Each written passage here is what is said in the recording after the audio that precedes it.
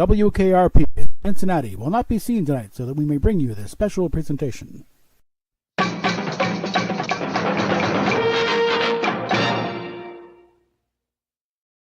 Okay, it's about that time, I figured. Yep. So, yeah, Indy's doing her thing. I don't know what else she's doing. I don't think she knows what she's doing. So, keep myself occupied here. So, I'm going to go ahead and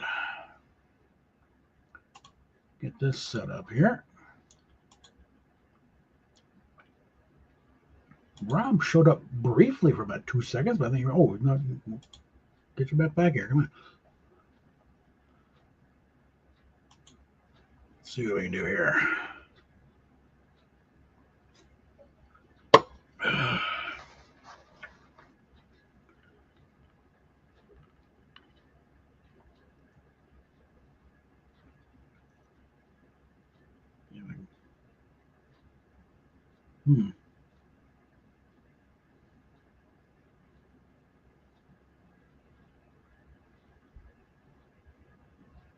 What's happening?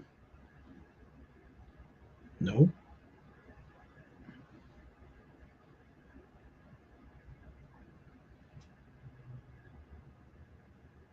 Although she should make note, a public stream brings in more money. She's already raised $119, just an hour and a half, whereas her private stream, she's like didn't even a tenth of that after a while.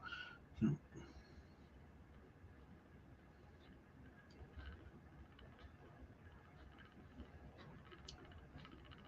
All I can do is keep setting on planting seeds, hoping one of them takes root.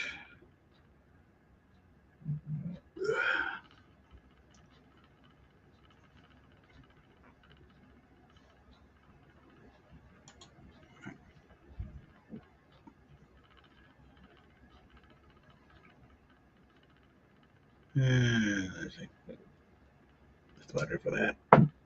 Get all these updates out of the way.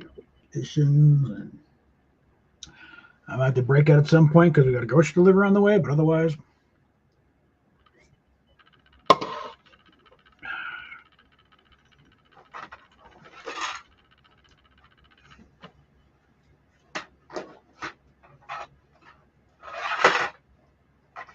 Put. All right. Do it that way. There. All right.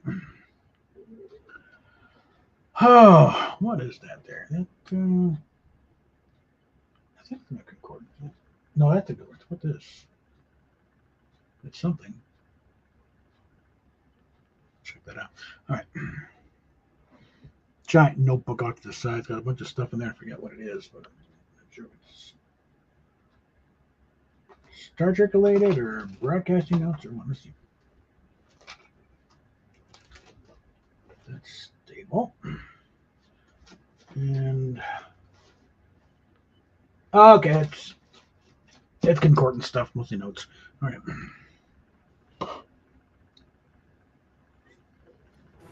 All right. All right. So let's see what we got here. Fishing spots. Okay. A couple of those. Limited assault rifle and light a campfire.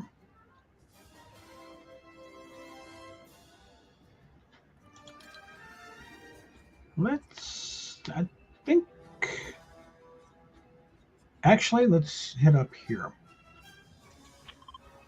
I'm more likely to find a campfire up there while I'm at it. So let's see anything new on the shop. Oh, Vans are finally in the thing. Yeah. They're finally getting their dudes. You know, always Nike and Adidas. Now we got Vans. Okay. Nope. Adventure Time still in there. And since again I've never watched the show, all I've seen is a commercial. X-23's back. And X Force. And Jujutsu Kaisen. Coachella. Whatever. Okay. And then some of the Easter stuff. Yes. That's a new one.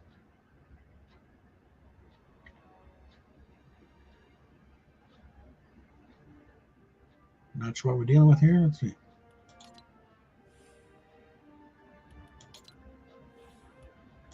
There's glasses on or off.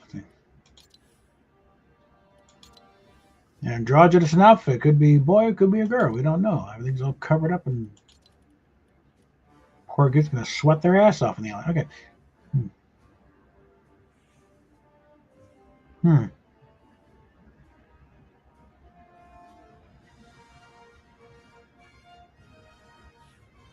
I'm tempted to get that shanty one because it's,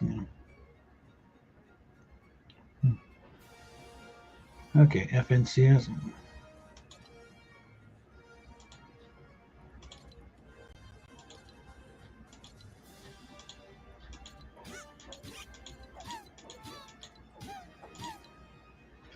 Yeah, I think we'll pass on that one. Let's see. Mortal Kombat's still in it. Lady Gaga, Billie Eilish.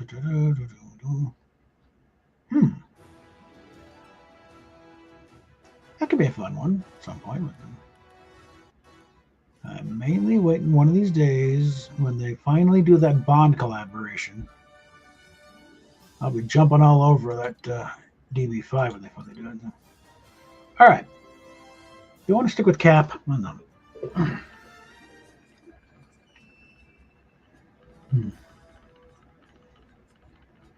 Let's. As a matter of fact, actually, here. What else we got here?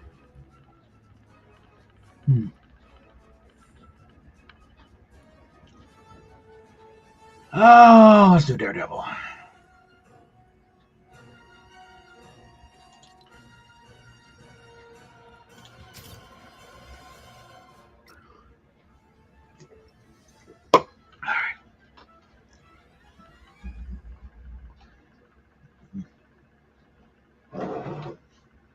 We're going to pull this in. Oh, okay. It's going to do an emote there. All right.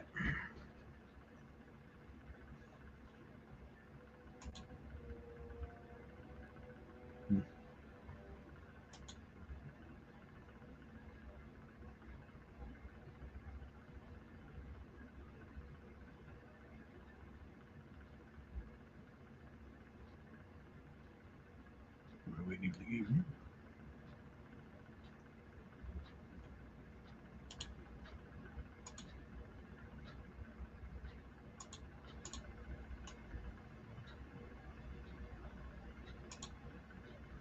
All right.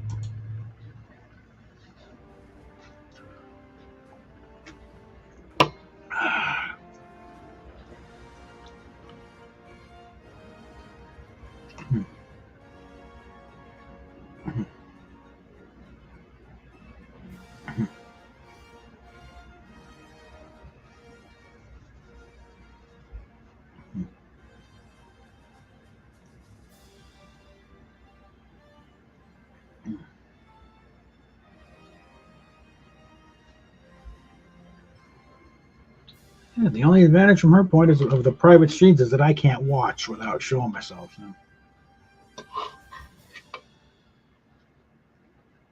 Because she doesn't get shit from them. You know? And it's always the same. Usually it's like at the most 9 people. Usually it's like the 5 or 6 that always show up for the shit or bending her ear. Oh, come on.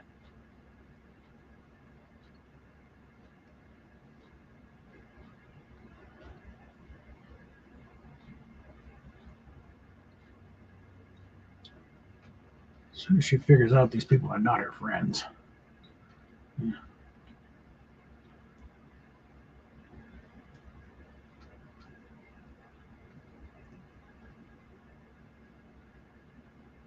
It is. Maybe throwing tons of money at her, but they do not have her best interest at heart. That's for damn sure.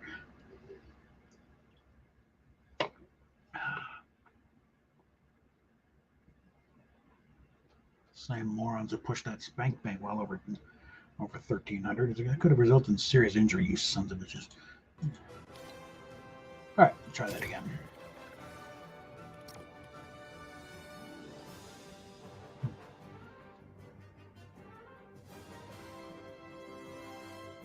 I mean, what is bad as fear, but she was out of commission for a few days there, so it's like this should have been enough of a warning right there.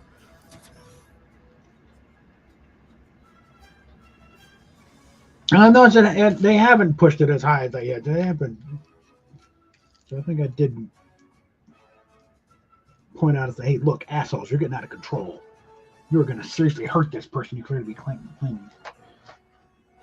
You're me, you're a friend. Fuck you. Friends don't do that to friends, okay?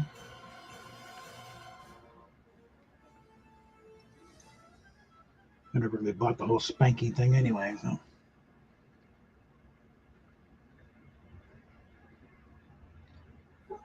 Okay.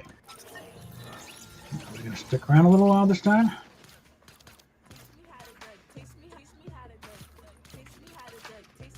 Oh, shut up.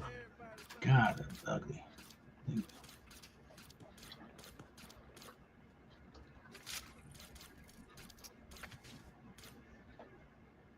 Okay, come on. Let's settle in here.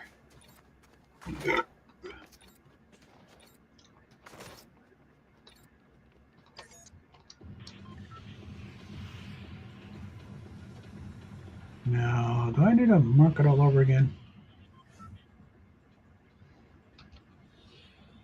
Yeah, it's up around here.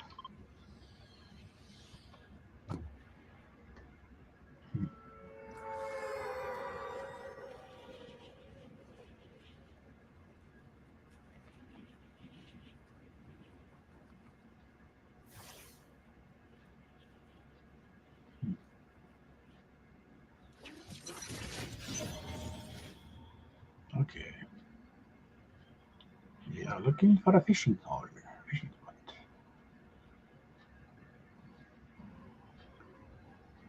Can they tell it by the old dock and the barrel with some fishing rods in it? Fishing lines in it.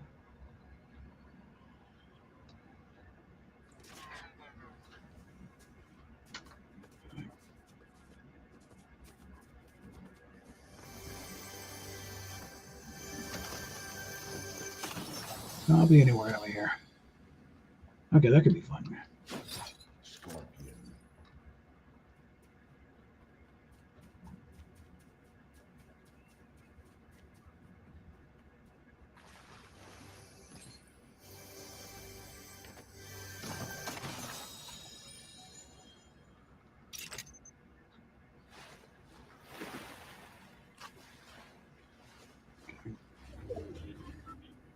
Get in a slightly less exposed position here.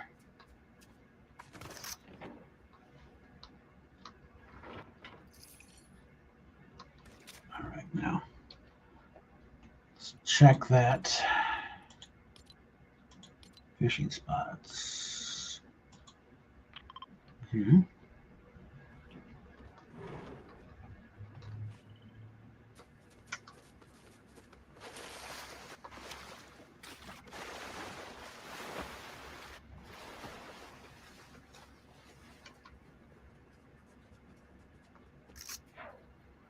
There we go. All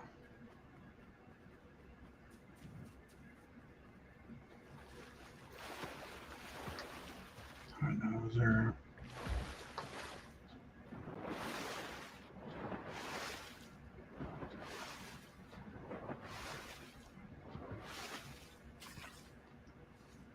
Someplace around over the campfire?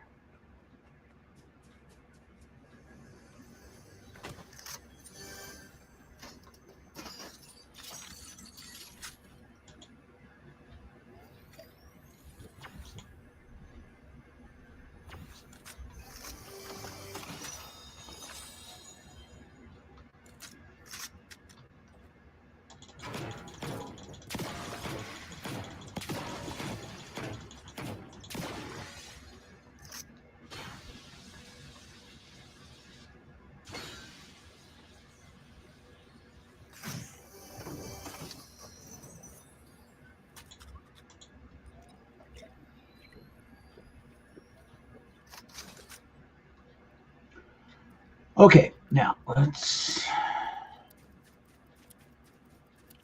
tell you what, let's get over to that way. I know there are fireplaces over there.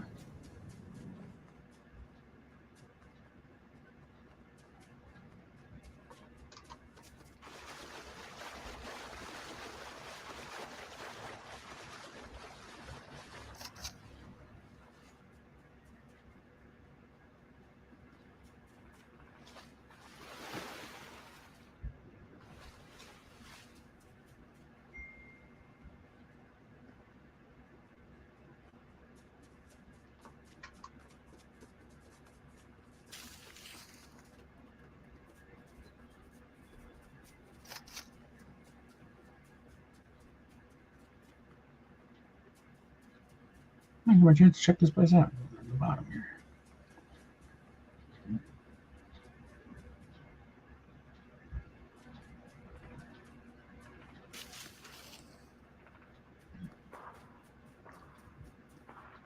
Ah, campfire. There we go.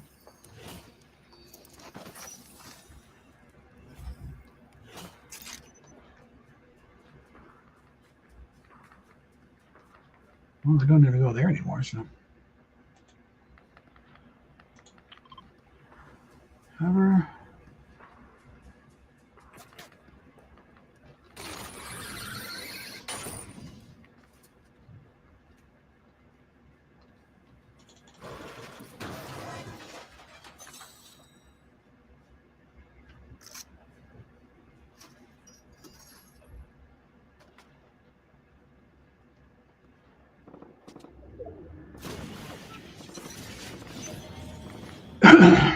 Okay.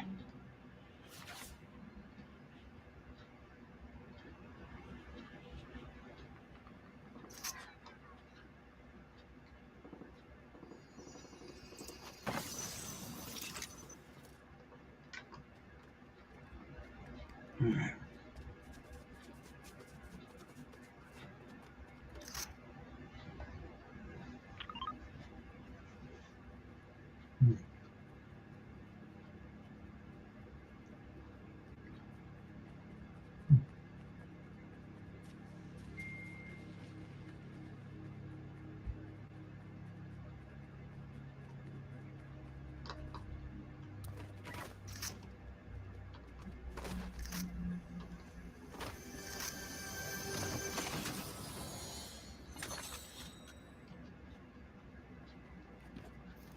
Yeah, let's just.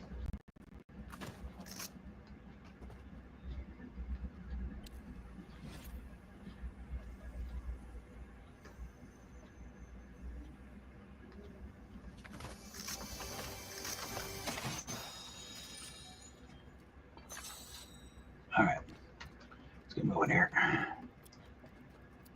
Of course, there's someone after me.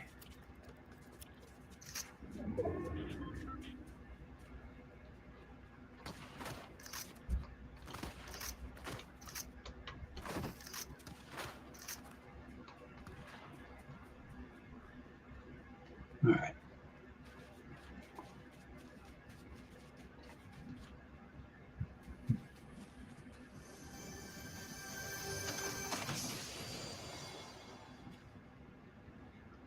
Huh. No, we'll stick with this.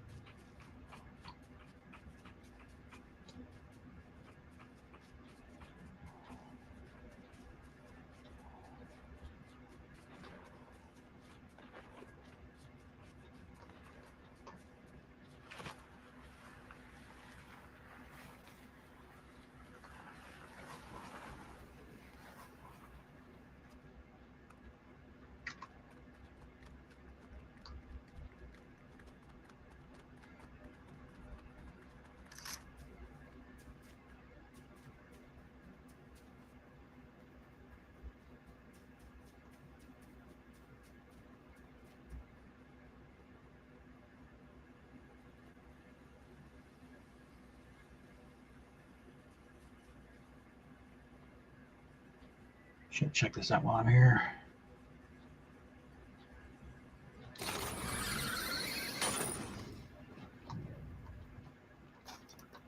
All right. Well, sometimes there is a chest up here, so.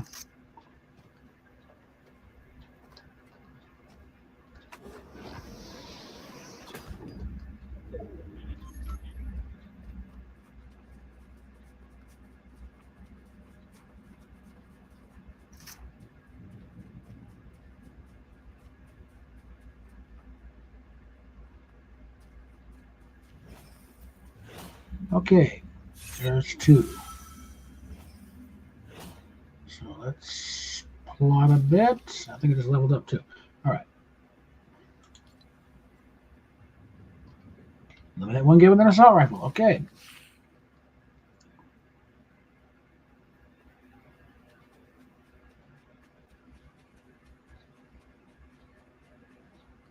let's get that off of there.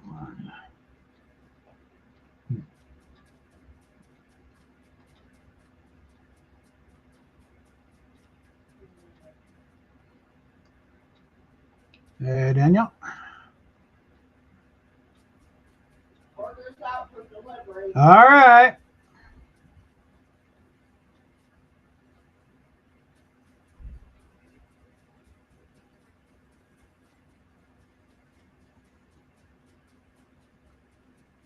So orders out for delivery. I may have to put up a video to fill some time. But...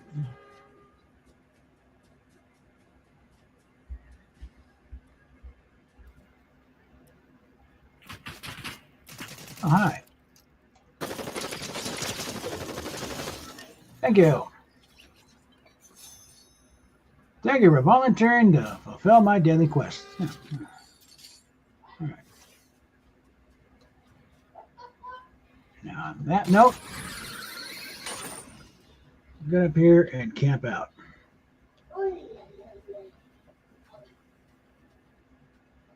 In fact, oh darn, oh well, don't have the launcher. All right, just crouch down then.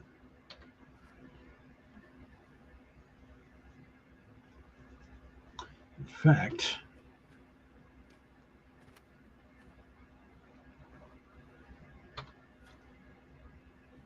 as less of a target as possible.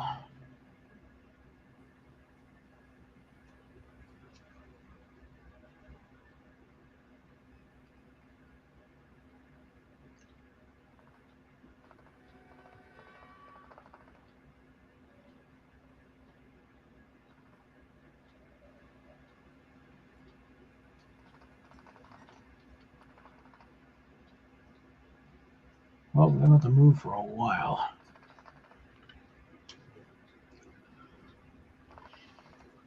Ow.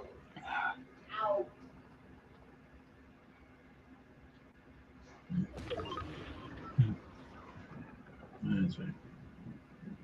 Ooh. Do a karaoke track might be some grabbing.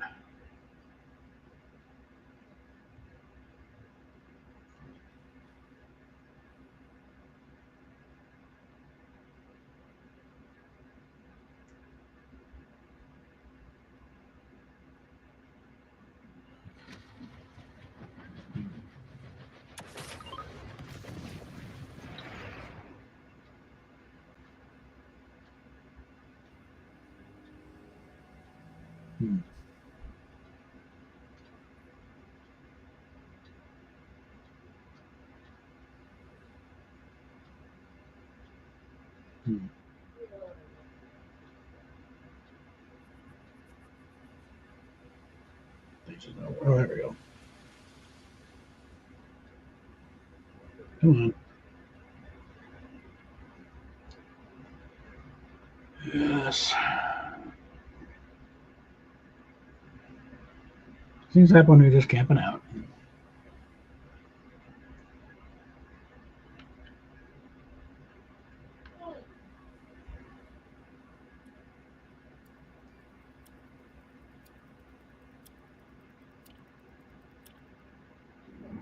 All right, fine. It's gonna be weird.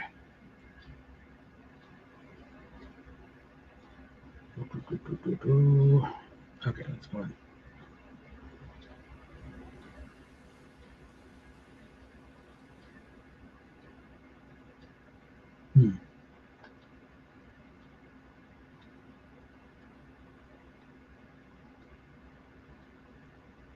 Pretty sure I don't have a pet Benatar list, so it's gonna be.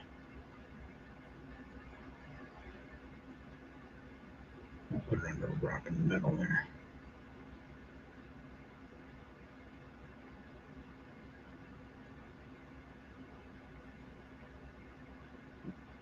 I just recently started a Rod Stewart that's racking up things from different decades. Let's put it all in one.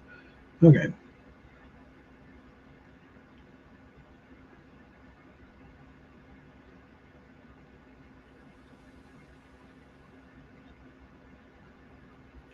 check it out later. All right.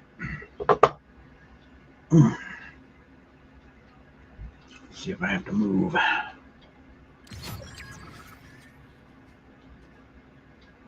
10 people left.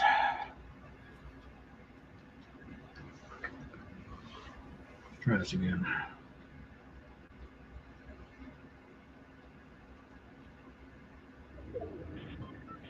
Up. Do a little bit. All right, so. All right, we're going into town.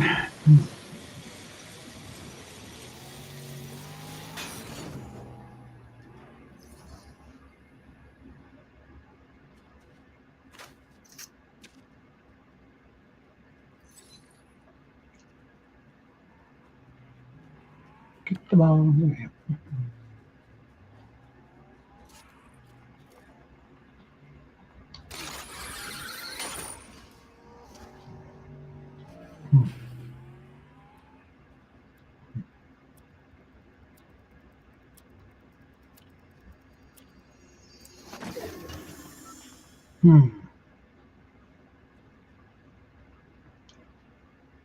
I think I will actually swap that for that. What a better look with this under.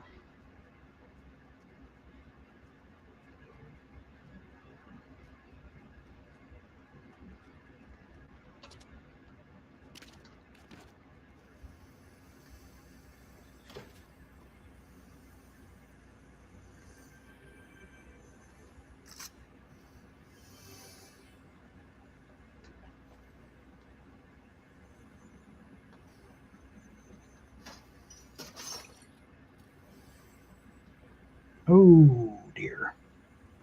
That could be awkward.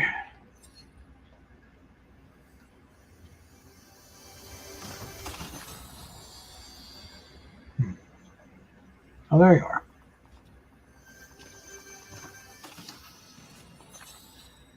Okay, that takes care of my.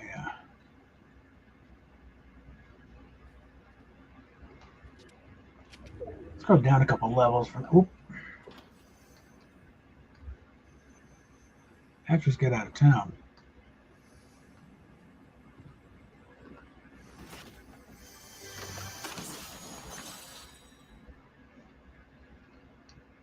Okay, which one's the door?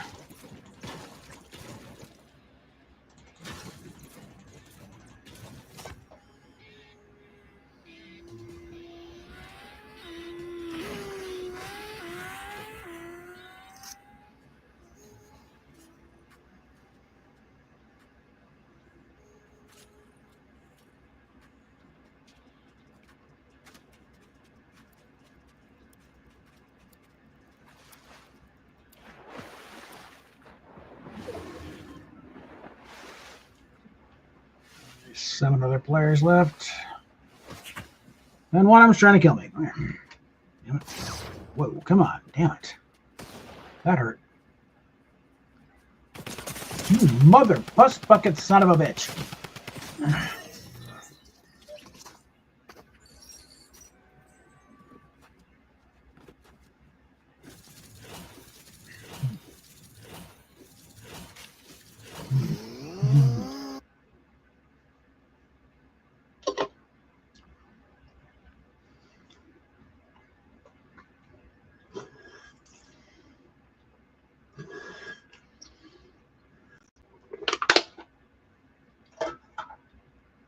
Okay. Try those again.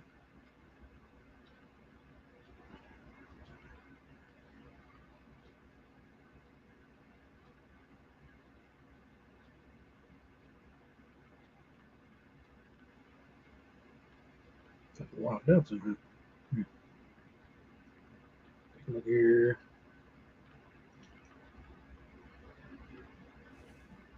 Watching more Ben 10. Such thrilling watching. Okay. All right. All right. Okay, let's see what we got here. So, oh, got a point. Okay. All right, so let's get a little sparkly Valentina out of the way. Next, we're just working on these guys, and that's it for the battle pass, because the rest of the crap is just these super style things I don't give a shit about.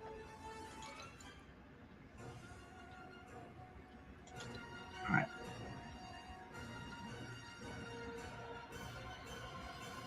Let's see. Is there anything left in OG?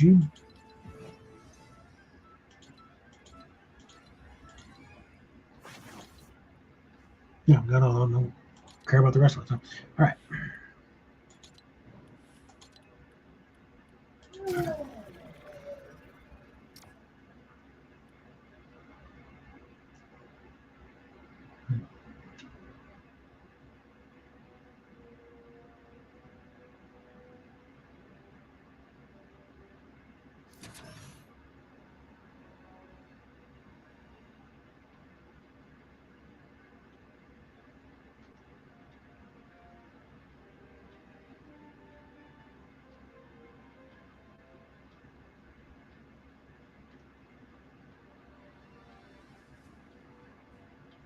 These crusties on out here.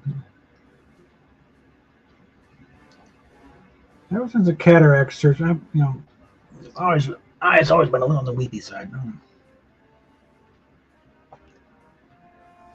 All right.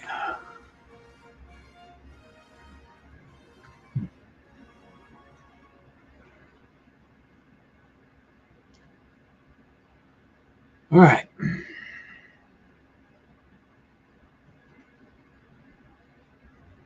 Okay. Okay. Take a look at this actually. Just as an excuse of where to drop.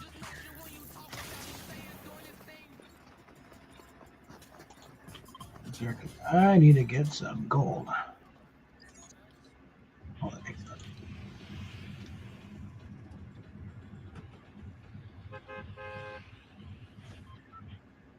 I'm going on now. You're high. Yeah.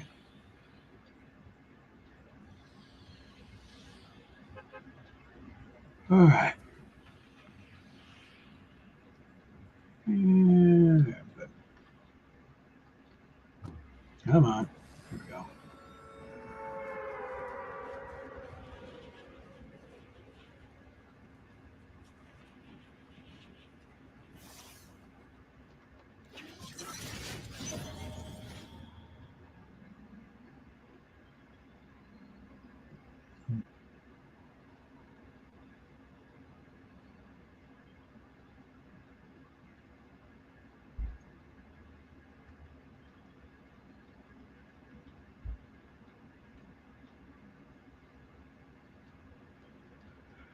I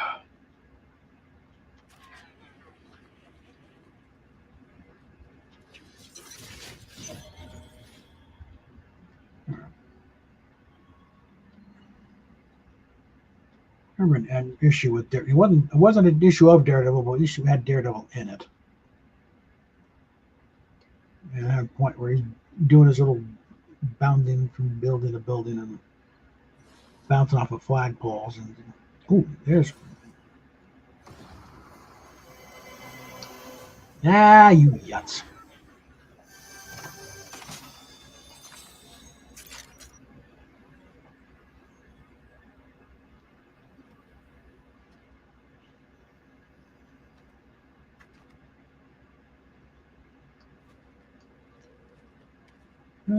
Get up there. Or am I going to take down the entire sign?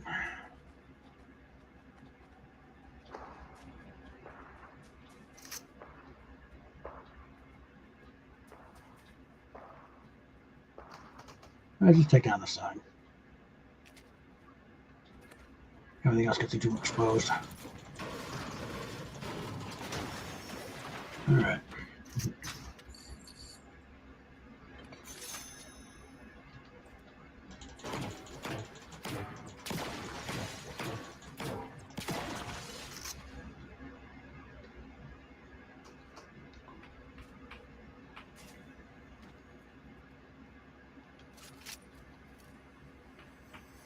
All right.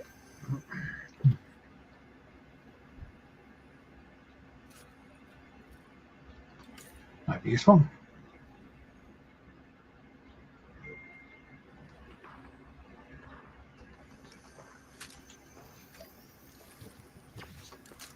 Hold on, give me that. 5 more points. Yeah.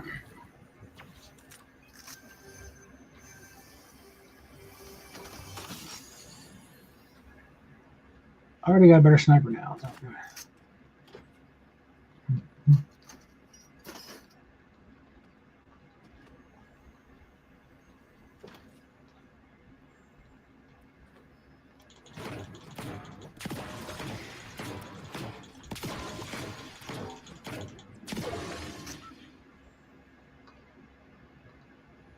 Upstairs.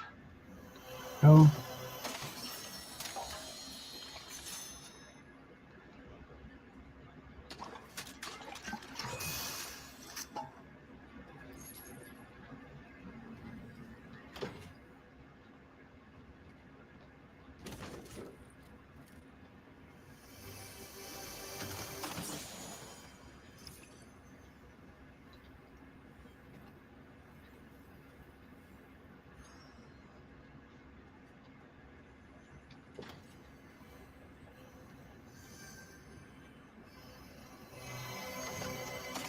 Oh, these rare chests are not quite so rare all of a sudden.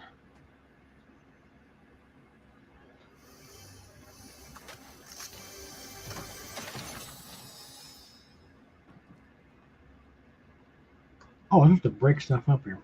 I mean, 1,000 points is 1,000 points, so what the hell?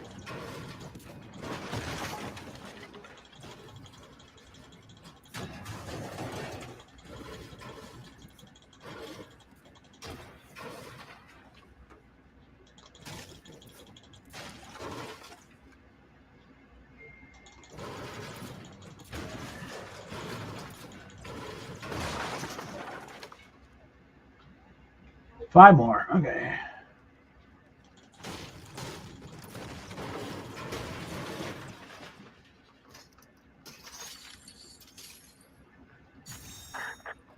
Altitude 3.0 is on the move. But, sir, what's the mission here? Daigo gets the gold he needs, and I get the power he promised. That's all you need to know. Hey!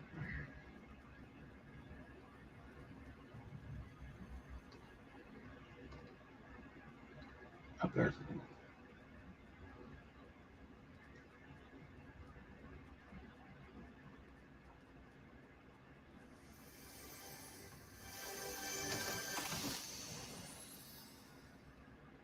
Hmm.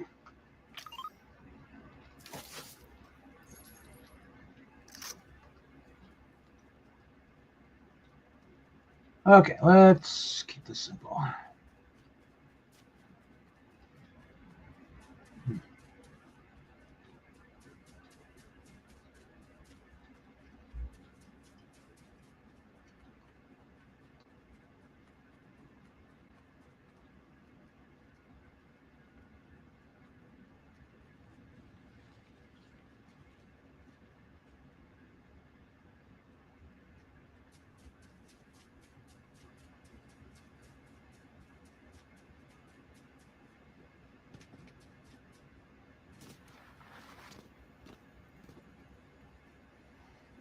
Hmm.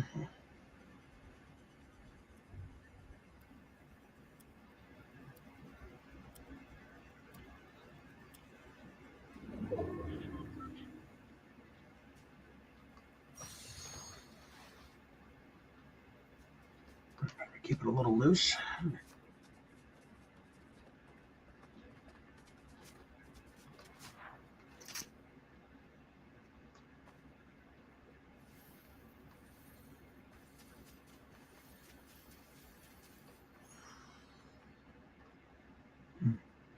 Oh, missed one, guys. Sloppy. Okay. All right. I think we're just going to drive around a bit.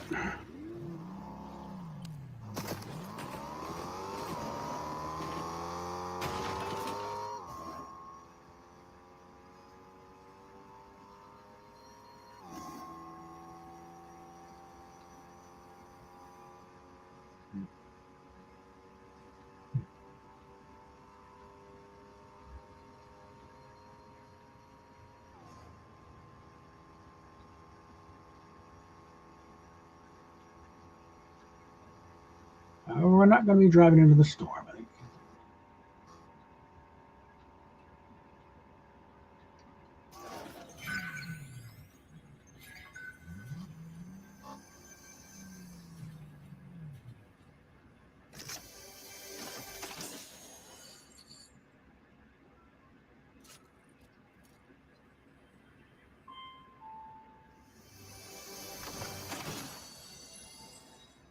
Mhm.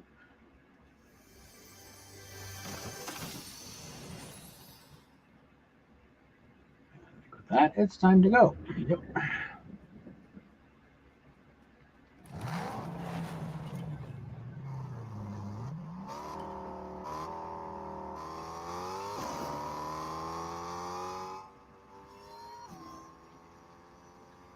That's good. Off road.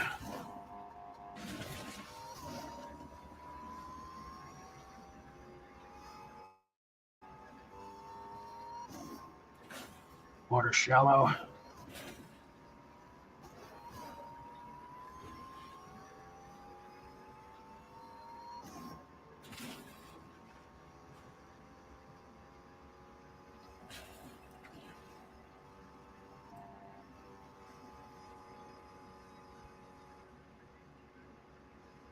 Yeah, we're back here again. All right.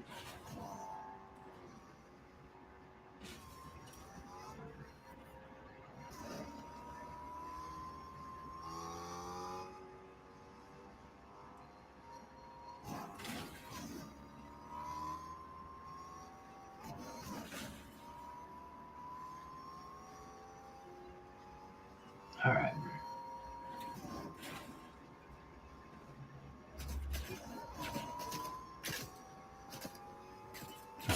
Wants being an asshole. All right.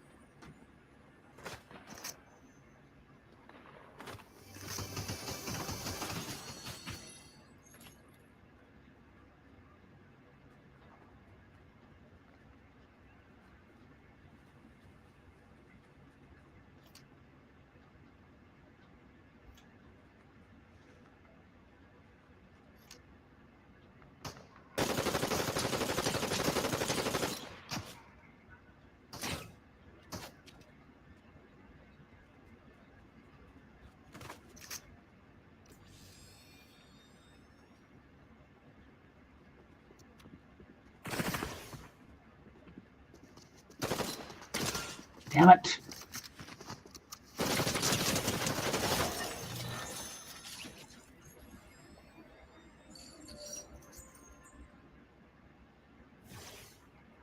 Okay. Kind of fancy. I need to rack up points on the bike. Okay.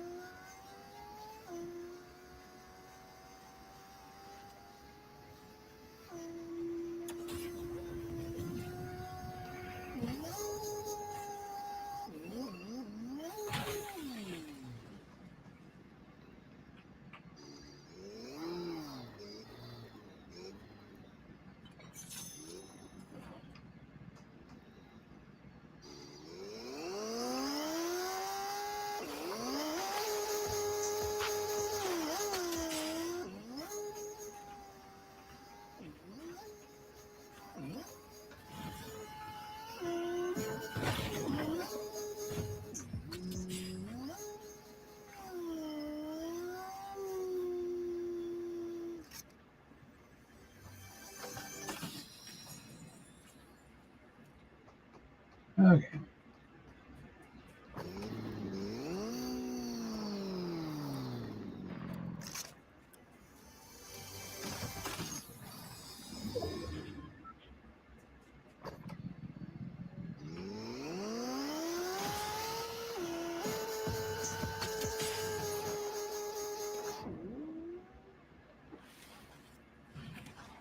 Oh well.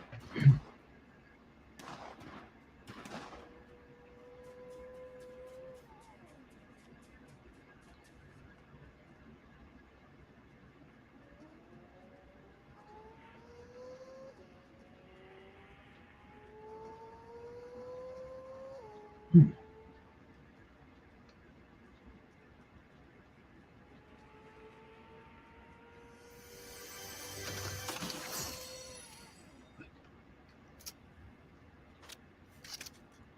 No.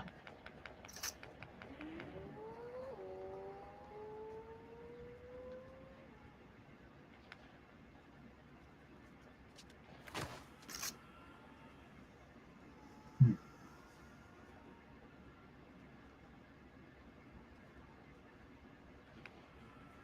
Hmm.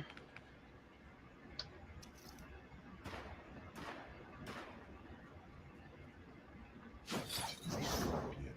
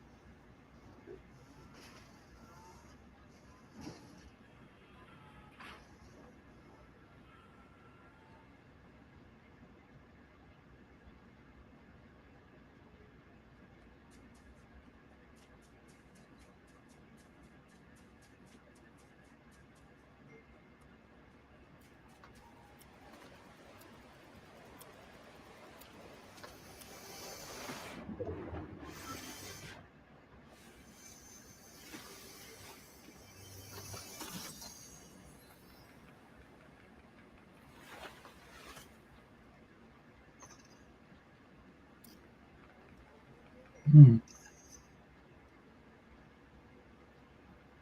I already got a rifle. Hmm. Yeah. All right.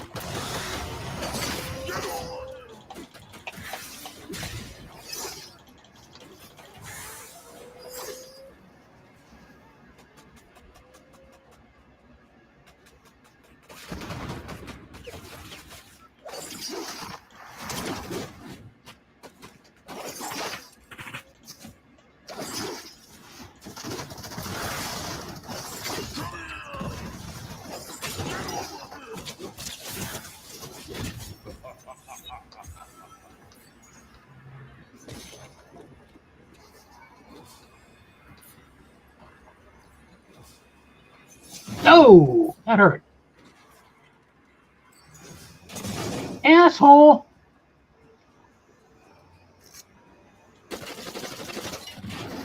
Okay, I'm about dead anyway. Hold on. Hello. Yeah, I'll be out there in a second. I'll be outside in a second. All right. Okay. Right here. Okay. Oh.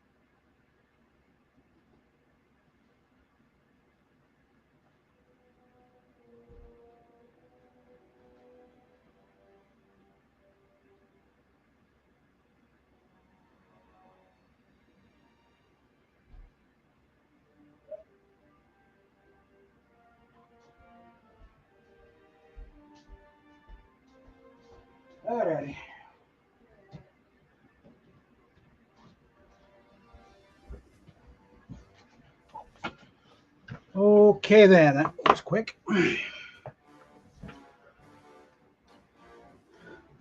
Poor guy bumped his head on the staircase on the way up, but he's okay. All right, so let's see. We'll be doing a maintenance downtime, so yeah. So that's what we got here. Where are we in milestones? 3 eliminations. I got that up here, so that's 20,000.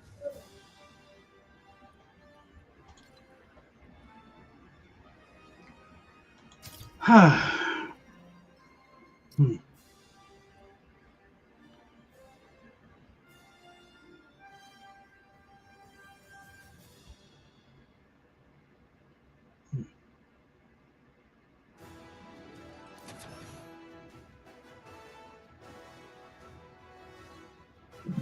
Hmm.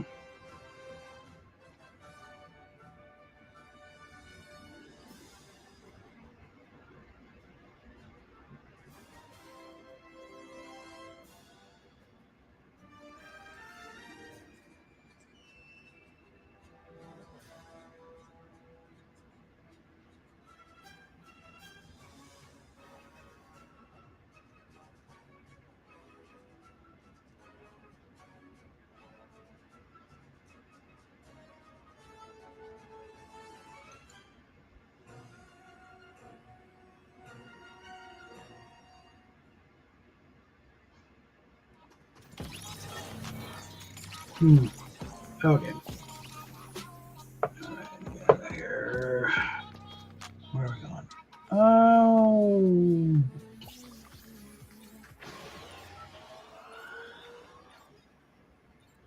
I just feel like grinding a bit here, so I'm gonna start right off the bus.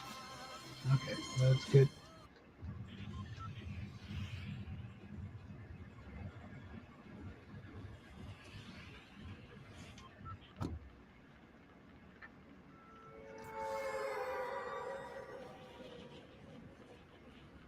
Okay.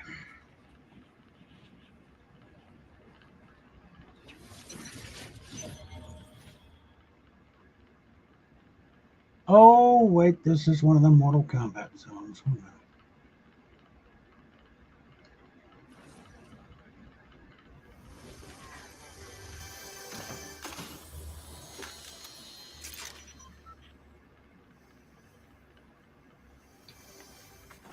Whoops, keep doing that.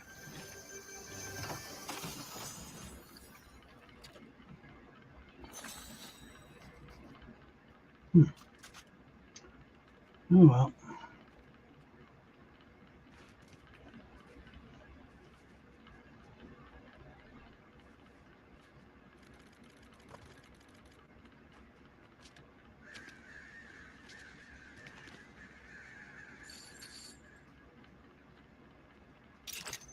Why not rack it up?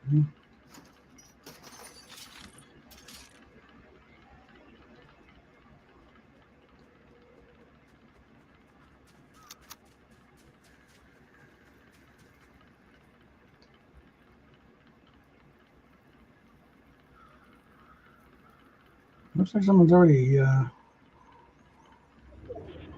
is ugly. Okay.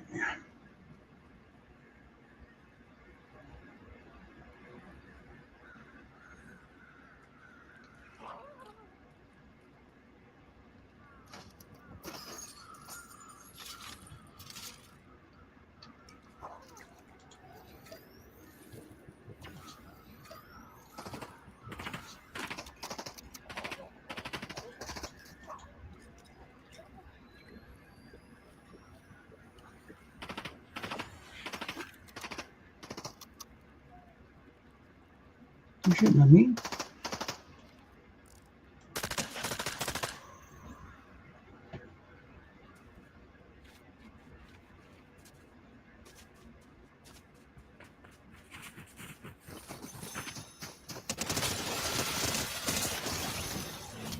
Yeah.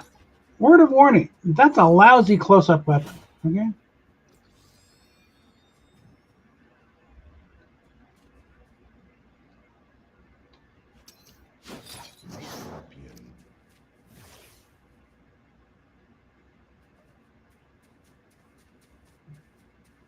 Okay. There's a shield up here. Get something out of it.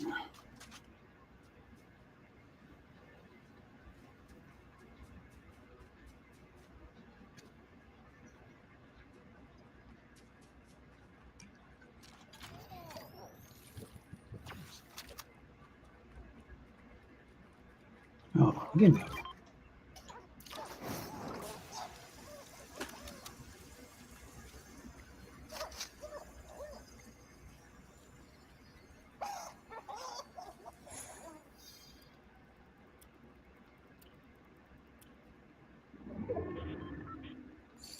Better than nothing.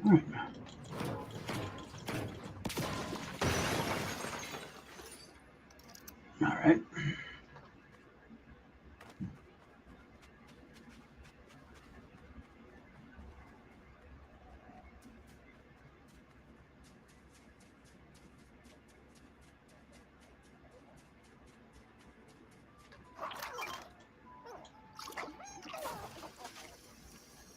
All right.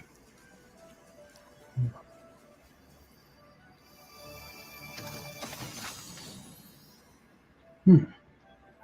All right. Let's do a rage in here. All that.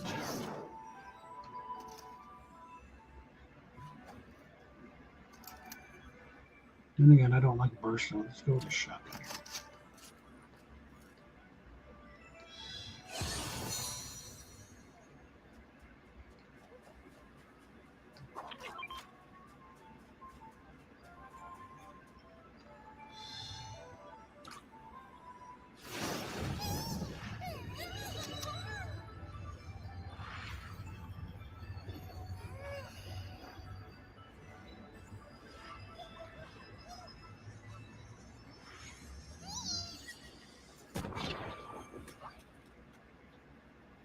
There we go.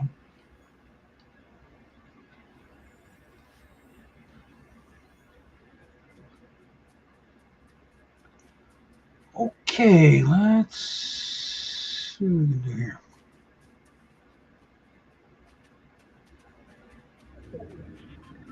And again, apologies for the jumpy picture. Nothing I can do about that.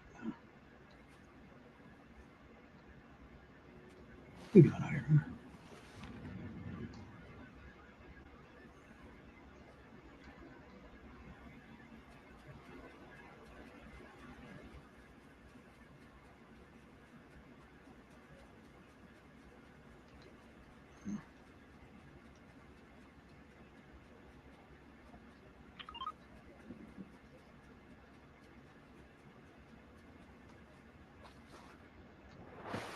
Yeah, I didn't think so.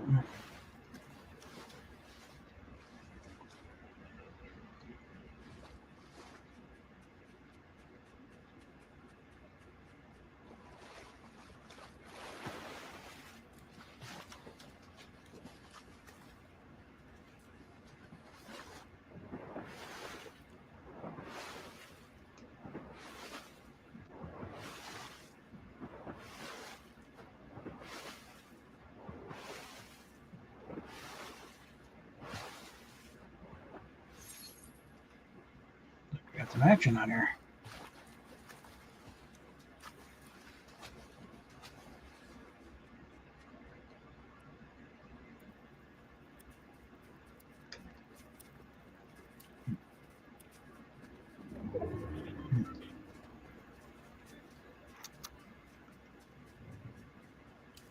I must not have gotten all of that one guy because I'm only counting one elimination. All right, come on. There we go. Did I get two? Nope.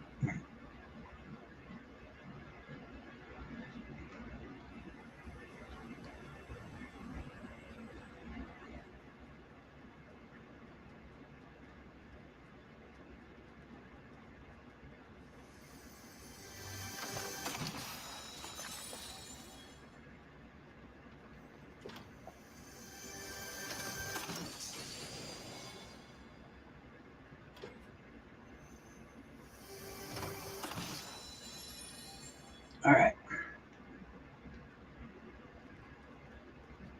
Stairs back up. Okay.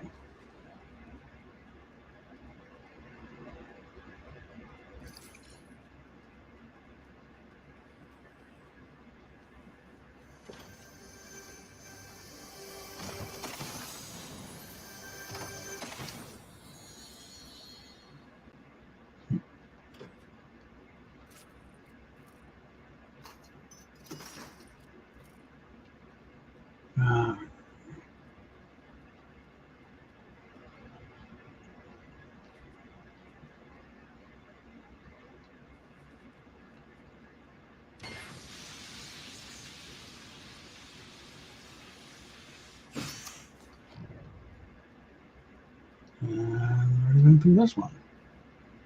Except I missed a can. All right.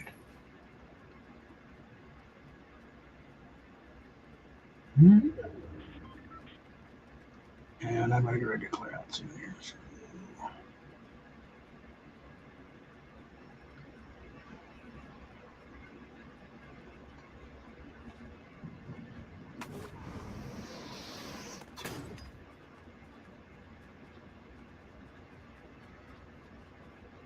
I already got what I need here, though. Ah, there's a.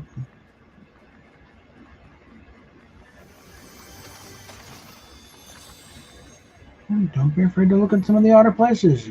These are what you find.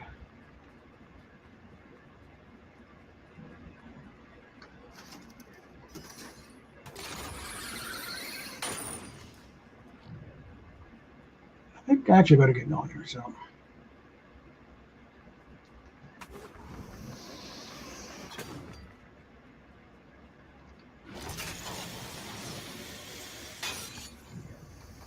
Alright. Okay.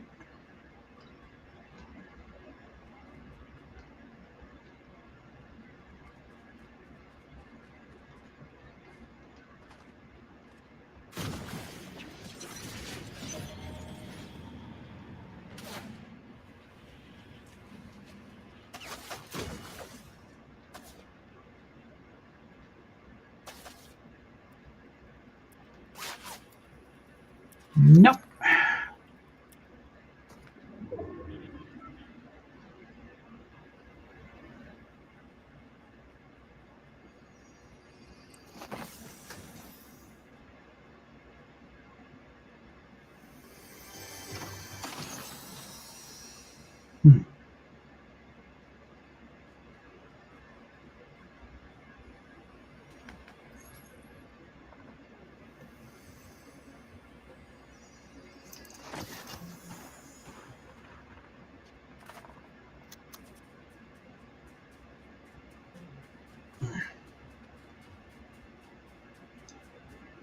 Not doing the bank vault thing today, thank you.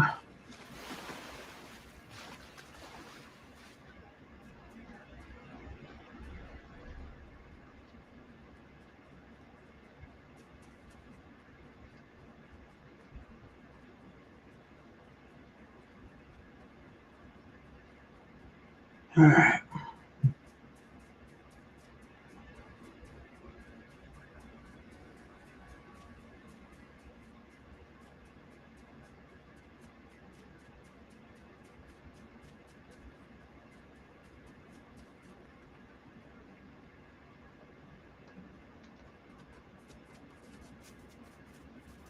Get a little distance in from the storm.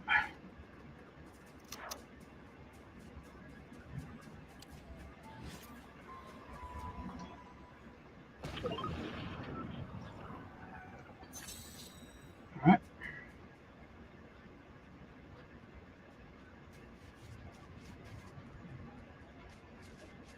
All right, we're up to 46.26 in gold.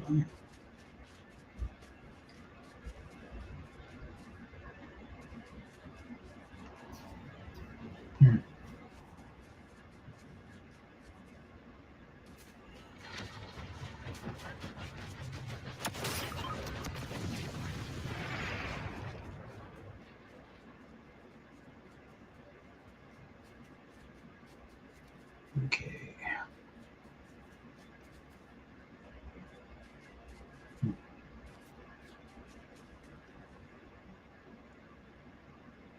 Now I'm going to be up in the open.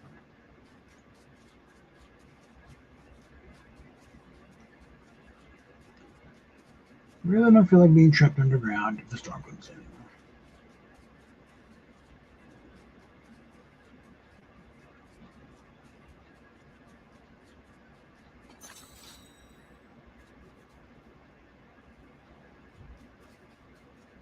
Is there anything up there?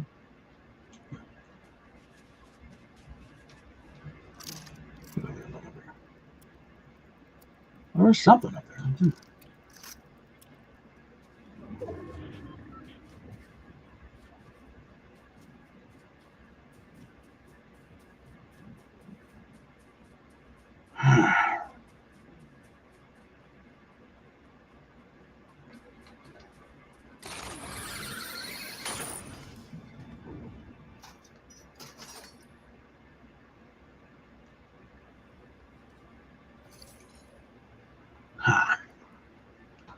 No.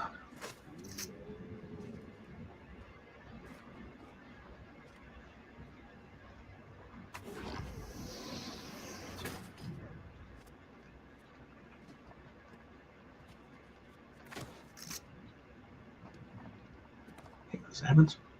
All right, come on. Easy way to do this. I almost had it. Oh.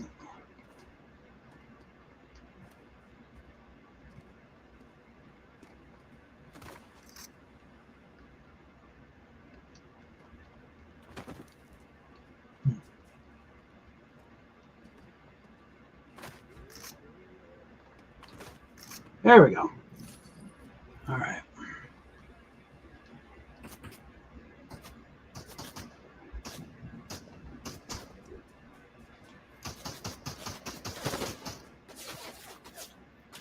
Great. Caught in a crossfire, asshole.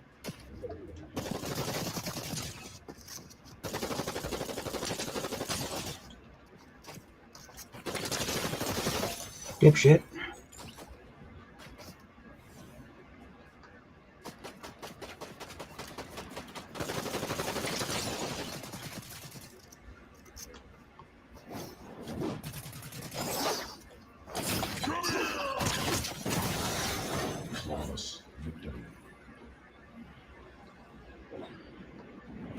Wasn't quite what I wanted.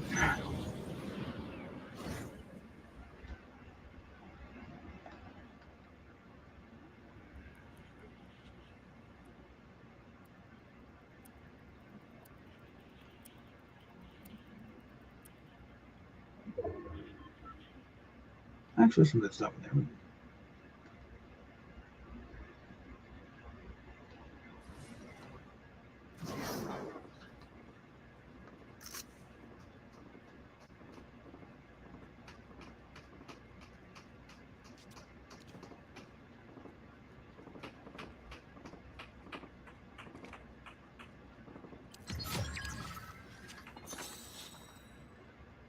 Seven or four.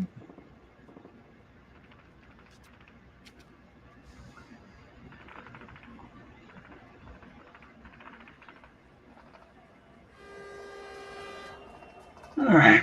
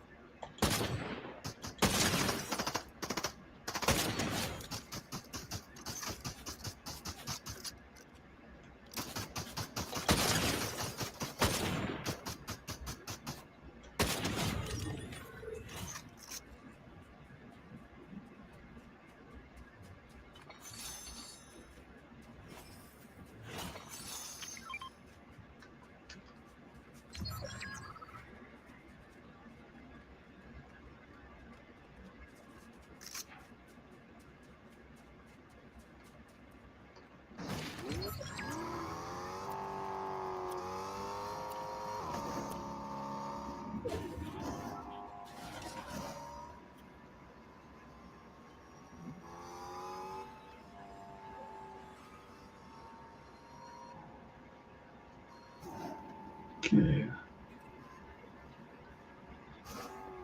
For me, not a bad body count here, right?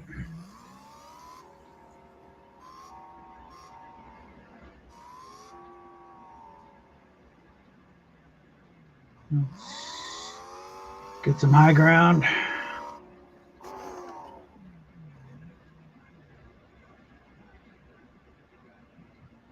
We've got how many left?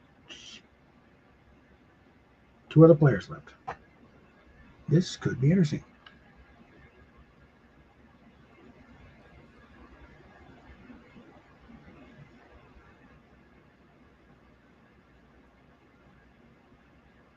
Hmm.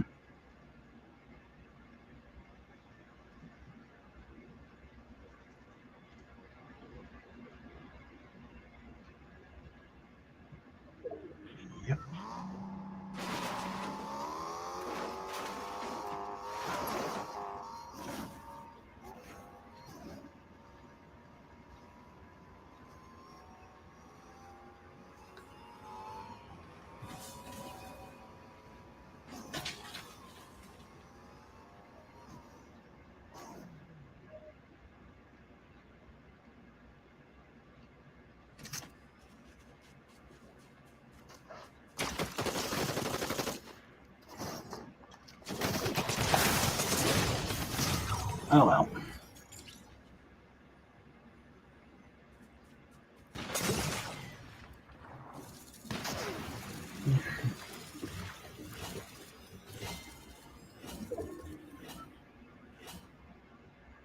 I had a decent fight at least.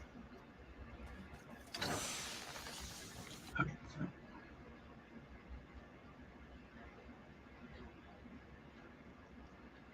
so. All right.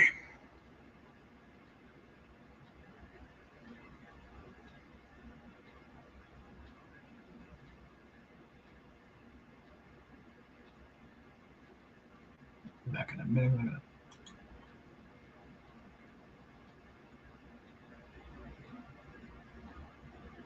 Hold on a second. I'm going to throw up a video real quick here while I go get me an actual. Hold on. All right. Nope. Let's see. There we go. That's what I'm looking for.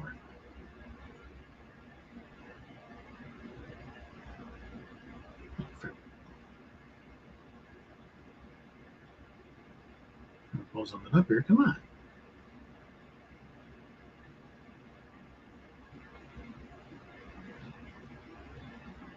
There we go. All right. Okay.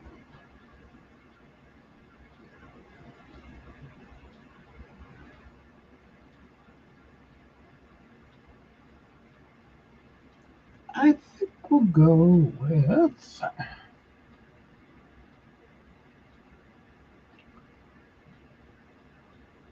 Got my Star Trek history series open. Here we got here.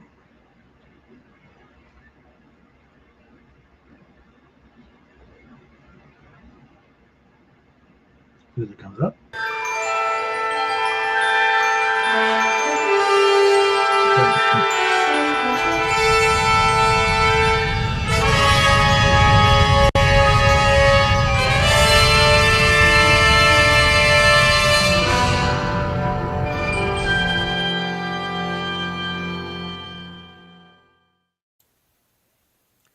Okay. For some reason, the first two segments of this series disappeared into the ether. I don't know what happened. I can't find my versions of it. We'll just start over here. Okay, so we're going to talk the origins of Star Trek. They really go back to well before 1964, before Roddenberry became a writer at all. It was like we need to go back really to his childhood. And a bit of a sickly kid. Wasn't the biggest best. He asthma, eyes didn't work right and stuff. He wasn't a very pretty sight, as in his own description. But he found refuge in comics and science fiction stories. So, and it got him through a bunch of that. His parents didn't understand him because he was born in El Paso, but they moved to Los Angeles when he was very little. So, how much connection he felt to Texas, I don't know.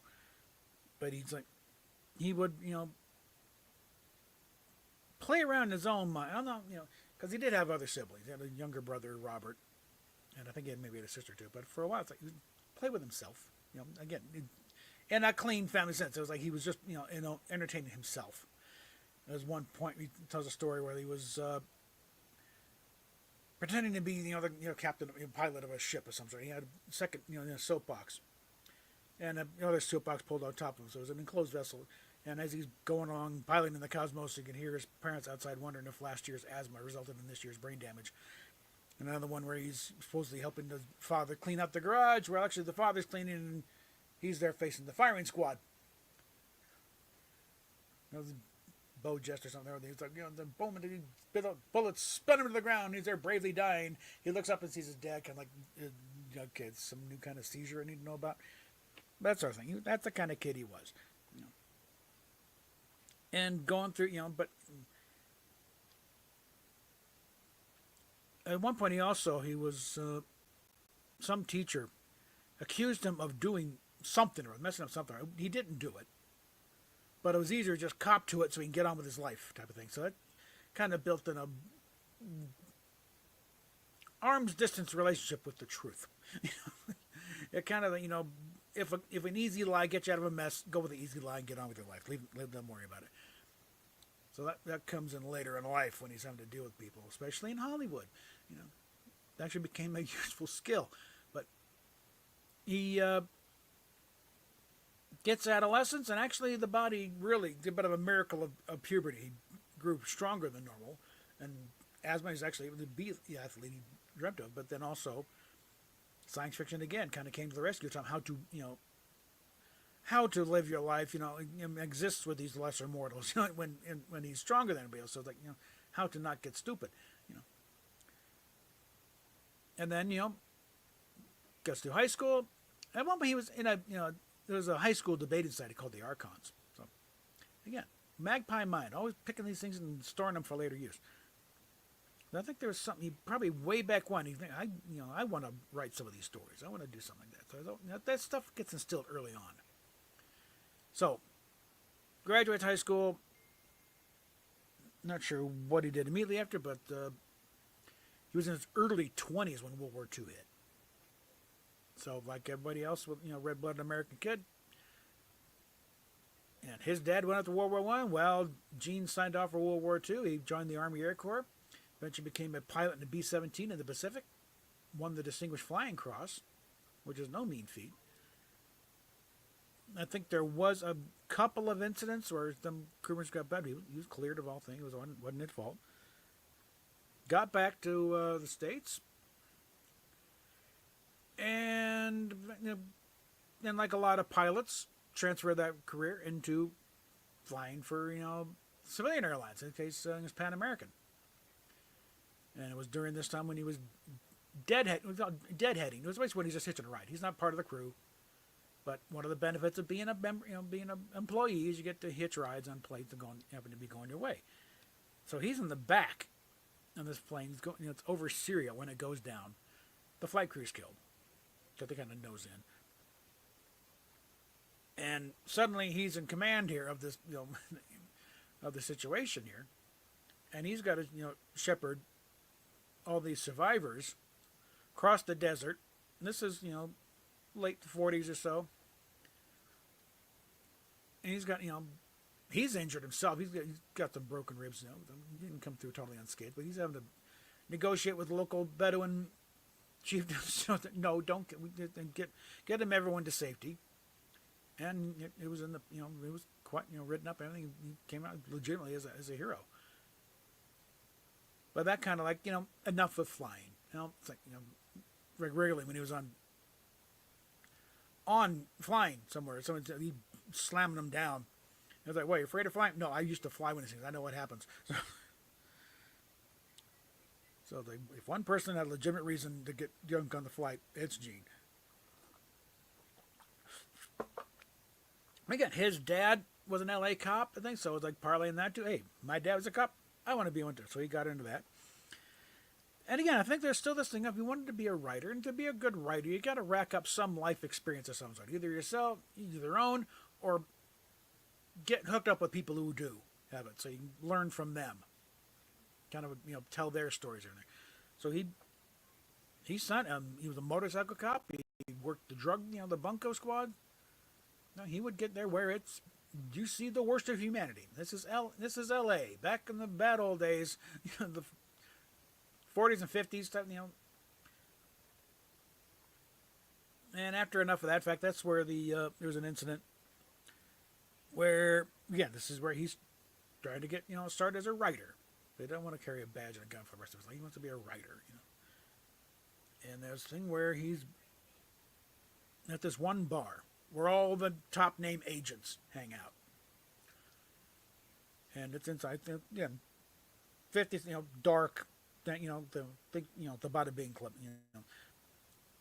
Doors burst open, so you got sunlight streaming in. The big, huge motorcycle cop. Roddenberry's over 6 foot. Just in his stocking. So add on that all the leather jacket and the boots and the gear and the helmet and the mirrored sunglasses. Rides his motorcycle into the entryway there. Gets on the bike and says, Swifty Lazard! Swifty Lazard, one of the top agents in Hollywood ever. Okay? And So like but also small guy, bald head, huge glasses. Think if anyone remembers, Larry Bud Melman from the old Dave Letterman days. Picture that kind of character, no hair. At least by the time I was aware of him. I don't know, he may have hair then, but those big beefy motorcycle cop just shouting out your name. It's like the Red Sea parted, and there's Swifty all by himself. Everyone else is, boom, walks up, pulls out a big manila envelope. You better read this. Plops it down on the bar, walks up, getting his bike, builds up, and then everyone cries, "What was it?" And then opens it up. It's a script. Do you know that guy? No, but that son of a bitch is going to get read now to that. That sort of thing. That sort of thing you do because everyone wants to sell a script somewhere. Then line forms to the left, goes around the block. So it's a very effective way of jumping the line. But Gene gets himself in as speechwriter for Chief Parker at the LAPD. And Chief Parker, arch conservative at the time, so very much law and order and crime, enforce the law and punish these bastards. Very hard nosed guy. And so Gene learned to think about having to write speeches that would work for this guy, even if he probably diametrically opposed everything in it. You're writing for him, So it's kind of like very learned skill on how to write for others. Don't just write your own point of view. How to come at other points of view, and don't make them look like idiots. And because of that, he became kind of the liaison for shows wanting to do like Dragnet, for instance, or Mr. Highway, the Highway Patrolman, Mr. District Attorney. That's right, where they want to know how does it actually work. Are there some actual cases? Because there's always weird cases come across. Like you're not going to believe this shit. Like the truth is stranger than fiction. Well, it's again, the whole thing with Dragnet was the stories you're about to see is true. The names have been changed to protect the innocent. Roddenberry was there with here's a good one. And eventually, it's like, okay, I think I can write my own now, dealing with these guys. And he started doing something under the name Robert Wesley. No, that was a pen name for him because moonlighting was rather frowned upon at the LAPD at the time. But he started doing his own stuff, and like I said, some stuff for Mr. District Attorney was a show at the time. Highway Patrol was one, and also first science fiction script he sold was something, The Secret Defense of 117. It's for like craft theater, one of these anthology things where they show different story every name. And this is one it had Ricardo Montalban in it. And one day I'm going to dig up what the story is all about and all that. I don't think there's any existing video copies out there. Maybe there are. On that front, I recommend Mission Log Podcast. They're doing the whole thing, genealogy, where they're going through his pre-Star Trek days. And see, kind of put together, see what led to Star Trek. And right now, they're doing a thing. The show he created, actually, that nobody knew about, but he had created a show before the time. But we'll get to that in a minute. But he started selling stuff and started to get a bit of a career, and enough to the point where he felt comfortable he could finally quit the LAPD and become a full-time writer. And he was a very in-demand writer at the time. A lot of westerns, but he really picked up on the show Have Gun Will Travel. He wrote like 23. He wrote more scripts for that show, like 23 scripts. He would later claim to become the head writer of that show. There was no head writer in that show. That's it. If there was, he probably would have been it, but there was no head writer. He did contribute more episodes to that show than anybody else, though. It was like 20-some scripts. But let me check here, because this is going to overlap some. Because while he's doing Have Gun Will Travel,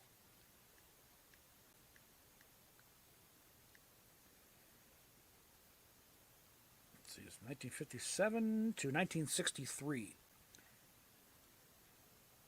And while he's writing this, he did have a show of his picked up called Wrangler, 1960.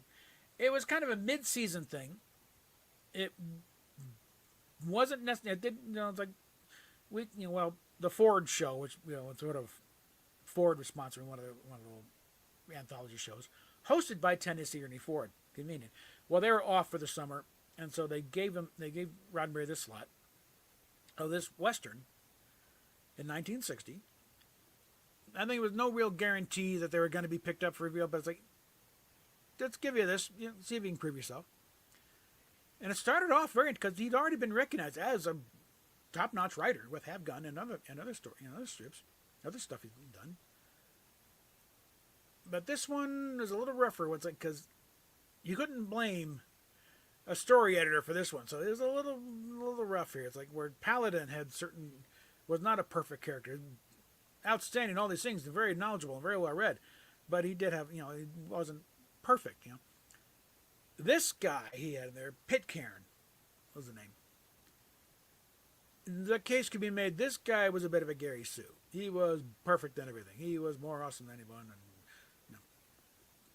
And they're doing this right now in Mission Dog Putt because they just came across this stuff. There's not much mention on IMDb. They can't even find. They found the script for the pilot, but they haven't found the tape. It was notable in the fact that it was the first Western done on videotape. Now, the on-set stuff looks like a soap opera of the time. The outdoors, the location stuff looks fantastic. That's just all on videotape. So they're still going through that, and it'll be interesting to see if some of the stuff starts coming to light. But that was the first created by Gene Roddenberry show, and it was a bit of a big deal because they found the script and it's in a fancy leather binder and everything. And this is while he's still doing stuff for Have Gun Will Travel on the side, though. So, and again, that just lasted like 9-10 weeks, and it's back to the regular year on Have Gun Will Travel. And that ran through, but he picked up from that, and pretty much after Have Gun, that's when he got a second shot with the Lieutenant. And for those not on the know, that was the story of a young Lieutenant William T. Rice. And yes, the T stood for Tiberius. It was revealed later on. Just life in the Marines in peacetime. And one of the things is they were able to get cooperation from the Pentagon to use Camp Pendleton as a location. So they didn't have to use backlots. They could use actual Marines marching in formation behind them. It saved a lot of money, a lot of time, and everything. And apparently it was a very well-regarded show, doing okay in the ratings. But it was kind of, they dealt with certain issues. They dealt with, people not understanding the Marine Corps type of thing or trying to use it for their own ends. I think the one story that, when he first met Leonard Nimoy, he'd been as a guest star, as a flamboyant Hollywood producer, wanted to do a movie about the Marine Corps. And and Rice is listed kind of as a technical advisor. Say, no, that's not how this worked. It would do this way. But Major Barrett was also in there as Nimoy's assistant. Although Major was there a lot more than just as that, because that comes up later with Star Trek. But they came to an episode called "To Set It Right," and this one was a bit thorny, mainly because it revolves around two Marines, Don Marshall, black recruit, and Dennis Hopper. Been around, I think he's a corporal by this point in the story. And it starts out, he's introduced, okay, there's, these are guys, these are your corporals. Well, there's some history between the Black Marines and Dennis Hopper, because he immediately jumps him right there in front of the squad room and everything, or the office. And Rice sets himself the mission. He's going to get these men to respect each other and behave. Now, he does get called on it because his Colonel Bainbridge, played by Robert Vaughn, and kind of calls on him about, you're wanting to do your little, social work here. This is on you, Lieutenant, if this goes bad. Okay, we're not here for this sort of thing. It's like it'd be simpler just to transfer him to somewhere else or, whatever. But Nichelle Nichols also this is her television debut. Because the credits say, introducing Nichelle Nichols. And she's playing his wife, or this guy's wife. And they shoot it, and then they get a word from the Pentagon saying if you air this episode, we're pulling support. You will no longer have access to Camp Pendleton. You will not have access to Marine personnel, because they did not like the idea of a story depicting the Marines as having racists in their midst. And it was been in the military. It's like, really, we're going to completely deny reality then, huh? So, and NBC saying it's like, no, you don't air this. We can't do. We need that support from the Pentagon to keep the cost down on here, and then just maintain good favor with the government. Well, Roddenberry thought this was an important story. It needs to be dealt with. And again, and they're not saying the entire Marines, just these two guys. There's one guy problem with, but also they also point out that the black guy's got a bug up his ass too, because he gets jumped up by, I think Woody Strode plays. Think, look, you don't know what we had to go through for you to be here. So cool your jets there, Sparky. You don't have as bad as you think you do. But Gene screened this episode for the NAACP, and they sang it up to the rafters. This needs to be aired out, and they kind of embarrassed NBC into airing it. You see various accounts saying, "Oh, it's so expensive." They never aired it. No, they aired it. They aired it, and they also aired it in summer repeats too. And the Pentagon followed through. They pulled support. Now there wasn't much left of the show anyway at that point. Towards the end of the season. But for the remainders, if they had to pull everything back, shoot on the back lot. Roddenberry's out there training extras into how to march right. But it was like, it wasn't so much that censorship was a big deal at the time. It was that television goes in cycles. If this had aired just a few years earlier, wouldn't have been any problem really, because television was handling weightier subjects at the time. But they were coming out of that, and they figured the people are tired of being preached at and lectured. They want just straight entertainment. So Roddenberry was really a little behind the times at that point. But he also started thinking, because he was familiar with Jonathan Swift and the way he was able to just skewer institutions like the royal family and Parliament and other things at the time, because he couched it in terms of Lilliputians and Winans and Yahoos and stuff. And it slipped right on by the people he was poking fun at. And actually, before this episode aired, it already hit the trades that Roddenberry was working on a sci-fi show.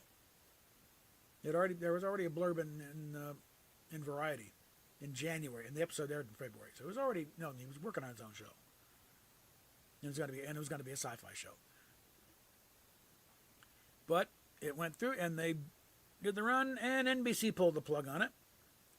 Again, it wasn't the ratings were okay, but Roddenberry made them look like a bunch of racist bigots.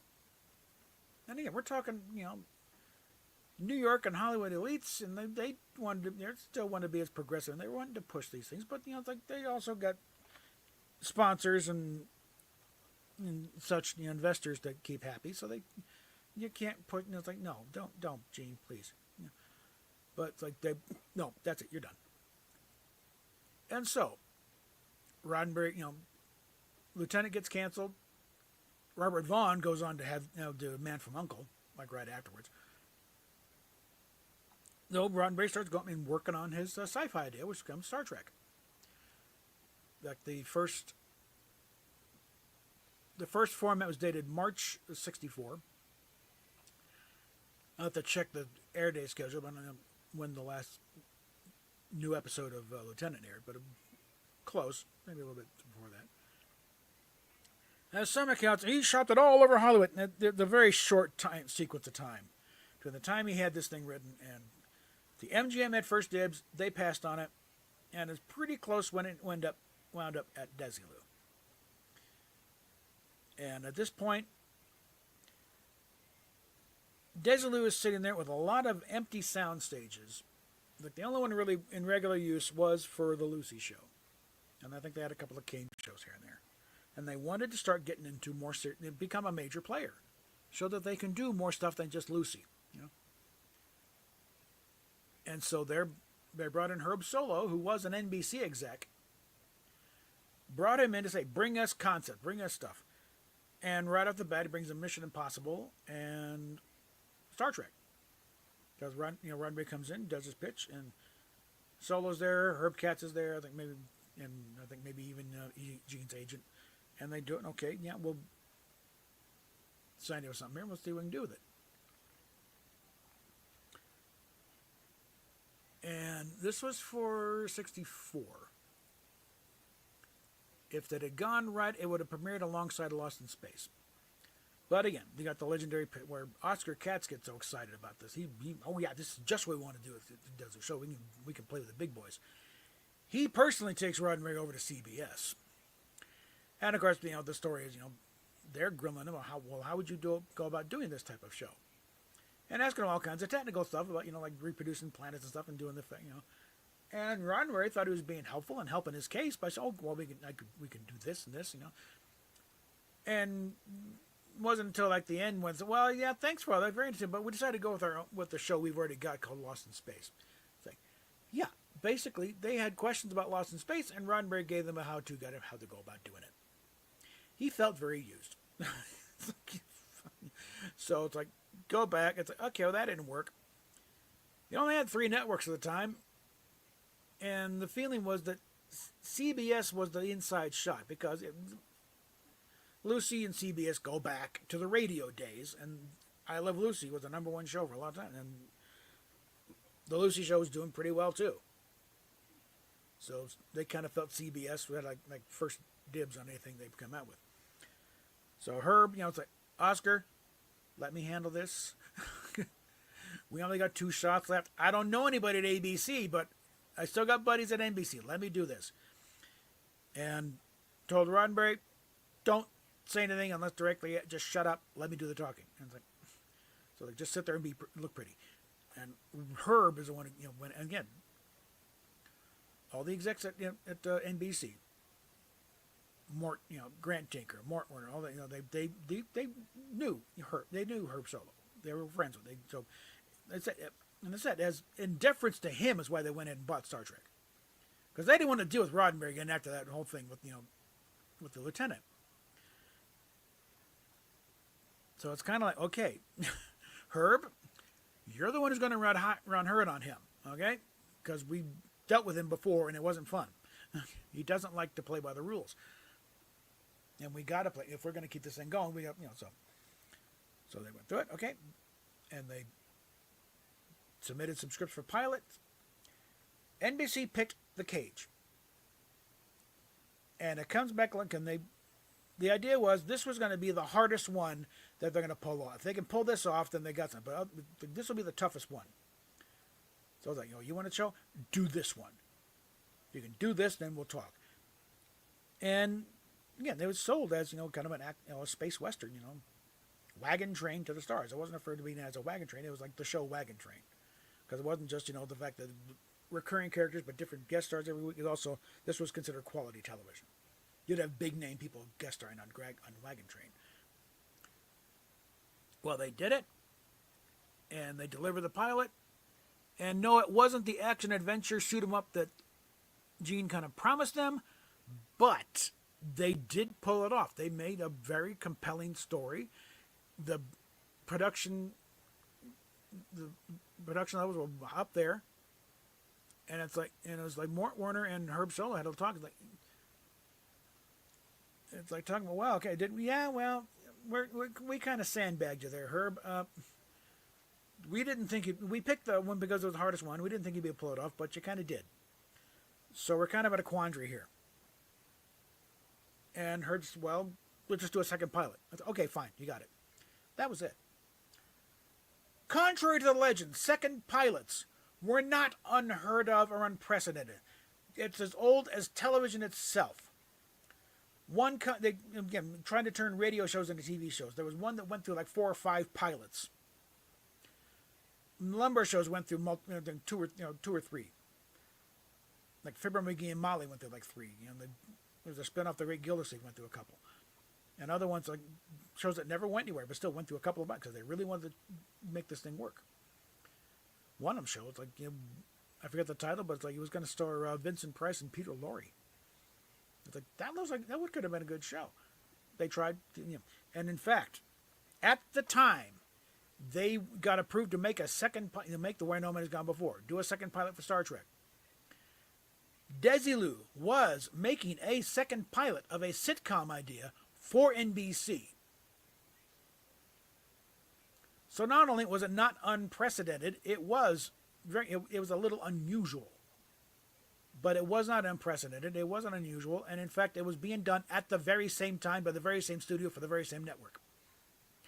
So frankly, Bob Justman should have known better when he made those unprecedented now, president then, unprecedented now. No, Bob, they were doing the same thing across the lot.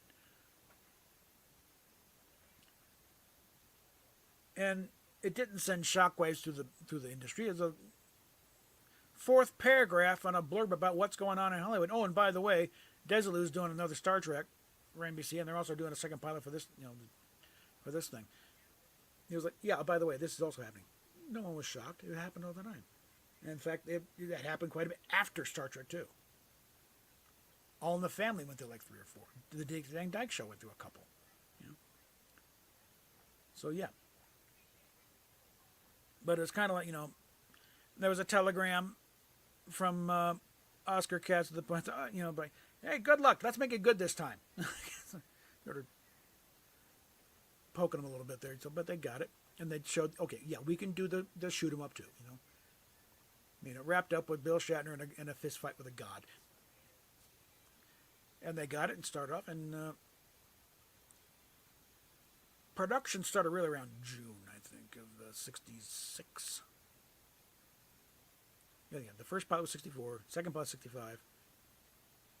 And then all the rank, and then, hey, now you got, because part of it is also, they shot the first 2 pilots at another location, at another lot across town. For the regular production, they pulled everything back to the the lot literally next door to Paramount, the main Desilu's lot, the old RKO lot, and that transporting all those sets over there, fixing them up, adding more, and things started. Because September 8th, 1966, that was really a sneak preview week. The official premiere wasn't until the 15th. But this was sneak preview week, and they're going through. And originally, I'm pretty sure, I'm quite confident, neither pilot was really intended to go on air. Because there's so many changes in both of them between that and what happened in the regular show. They're completely different shows, look like. And if things had worked right and there wasn't hold up in getting effects done, the Corbomite maneuver was certainly written to be essentially the third pilot. This was going to be the first episode. Because you can tell by the dialogue, they're setting everything up, all the relationships and explaining the mission, the ship, and all that. So it's like, this is like, if you know nothing about this, and this is going to be the first one, this explains everything. And it ends properly with, instead of blowing the bad guys away, it's like you go out and then make a new friend. But reality was something different. The effects were not ready in time. In fact, the Corbomite maneuver didn't run for several weeks later because it took so damn long to get those effects right. So it's like, the air date's coming close. What do you got, guys? Not much. They had The Man Trap, The Naked Time, Enemy Within, Charlie X, and I think Mud's Women. And of those, it's like, Mud's Women, that's a mail order bride story. Charlie X was not that compelling. Enemy Within, that was, do you want to really present your leading man, captain in this way? No. Naked Time, you got to kind of know these characters first before you can appreciate what they're going through. That pretty much left The Man Trap. Where you got, okay, well, we got a, creepy monster terrorizing the crew, and so yeah, it's the closest thing we got to a decent show to lead off with. Okay, so that's why they went with Man Trap,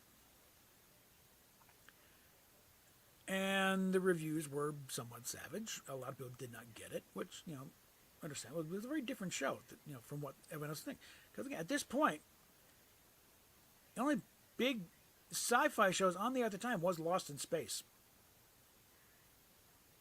and it was Irwin Allen stuff. You know, I'm not sure where Time Tunnel was there, but Time Tunnel was in. I think Voyage to the Bottom of the Sea was, you know, going there, but it was his kind of. It was all action stuff, you know, and very little detail with the plot and characters.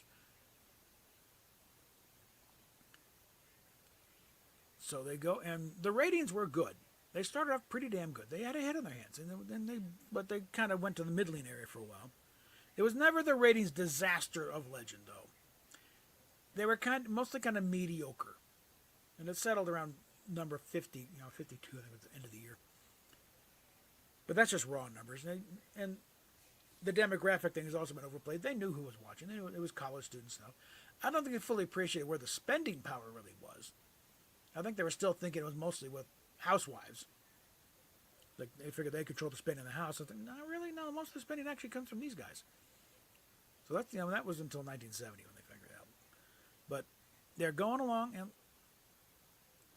and again, the rate. You know, a lot of times it was like they won the night frequently, but again, it was not the boffo ratings they really needed for a show as expensive as that was. And all the thing about low budget. No, it wasn't low budget. It wasn't adequately budgeted for what they needed to do. The thing is, they had to create pretty much everything from scratch. Very little was. They couldn't really go down to Sears and buy Starfleet uniforms. They had to make them themselves. And Bill Tice was not given a lot of money to work with. He was using very unusual fabrics. Partly, you know, again, it's unusual, but also because this stuff was cheap. Okay. It's like some of the stuff, like, you know, the environmental suits in Naked Time. That's shower curtain material. Okay. You know, and even went on into the third season with Ilana Troyes. It's like, it's pretty clear. The Elysian Guards, they've got placemats glued on them. Okay, little cheap, you know, plastic, you know, translucent placemats. They had to do very unusual things. Some of the set decorations, like it was lids for takeout dishes that they went, you know, said, gave a kid $2, go down to the comic shop, get me a sleeve of lids. You know, and there's paint them, put them in a thing. You're not going to dwell on me. I'm going to focus. It's a manufactured shape on the wall, and it works. And stuff like that. And they were also regularly raiding Mission Impossible's dumpsters, because they're literally right next door. And they'd get something come in, and it's like the plastic shipping container, you know, styrofoam shipping, packing stuff. It's like they'd toss it. It's like, hey, and they see them stacked up on the walls in engineering. You know.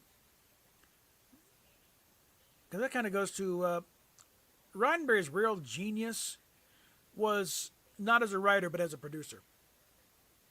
He would do get some concepts, scripts, middling. You know, it's kind of often, you know, hit or miss. Like Justman would say, a typical Roddenberry script would be brilliant. The teaser, Act 1, Act 2, Act 3 starts getting a little weird. And by Act 4, you can kind of tell he's reached about halfway down the bottle of bourbon. And I think the Omega Glory is probably a pretty good example of that. It starts off like a very compelling story. What happened to the crew of the Exeter? What's going on? Captain Tracy, whoa, he's interviewing with what's going on? And then by the time what? Shatner's reading the Constitution? When the hell did this come in? It's, you know, the guy walks in with an American flag. What? That one mainly suffers because there was a bit cut out there. There was a line about we could, you know, this is very possibly, you know, example of one of those lost colony ships from, you know, the 21st century. You know, the American and Chinese colonies went out and they got like, this could be them. But that would have explained a lot, you know.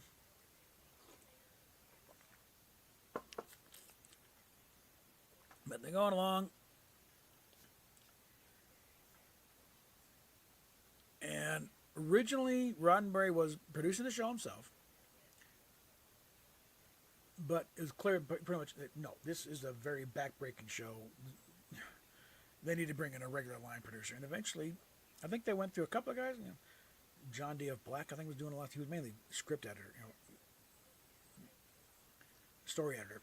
And he got pissed at Roddenberry, constantly rewriting stuff all the time.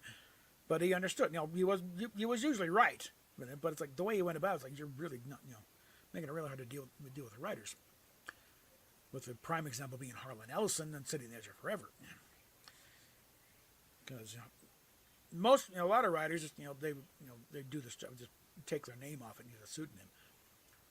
Harlan was like, he was one of the first writers to sign up. He was, when Roddenberry showed, the pilots at Tricon in '66. Harlan was one of the guests of honor. It's like, yeah, probably, hey, sign me up. I want a part of this because they had been claiming, please, intelligent sci-fi and television. Please, enough of these, wisecracking robots and smart-ass kids. In fact, I've got the letter, he sent out from the committee saying, hey, the show's already in trouble. We need to, rally. And Harlan, he was one of the earliest one. There's elements in there of stuff that they, dished later on, like being able to control the transporter from your communicator. But there's some good stuff. And he had Yeoman Rand holding the fort while Kirk and Spock go back down and try to save the day. But he, one of the things is you do not rewrite Harlan Ellison. And when he found out he was being rewritten by somebody else, I mean, he shows up at Roddenberry's office. He, while he's waiting in the outer office, he fashions a hangman's noose, hangs it up just outside the door. So when he opens the door, he's going to see it. So he walks in. There's the noose. He points and says, "Tell me someone didn't touch my words." And so I was like, "Okay, fine." Hand it back to him. And they ran out of money because the writer, you get paid for the story, then you get paid for the first draft. And then if you do more rewrites, you get paid for that too. Well, they ran out of money to pay him for rewrites. He said, "No, I will do it for free. I'll do it gratis. Just let me keep my story." And they went through several drafts. That like this was one of the. If it went smoothly, it would have been one of the first episodes that aired. Instead, it was next to the last because it took that long to keep going. They stick him in a closet back behind Bill Theis's wardrobe stuff. The night watchman had come in and finally said he's like sitting there with eyes like a couple of poached eggs, working on the story. But I was like going through, Gene Kuhn took a run at it. Harlan blew a stack. They figured most of the, supposedly Roddenberry himself did the final rewrite. But I think a large part of what we saw was from Dorothy Fontana. Roddenberry stuck in stuff, like Edith's little speech about one day we'll be harness great powers, even maybe the adamant sort of thing. It's like, that's not the character.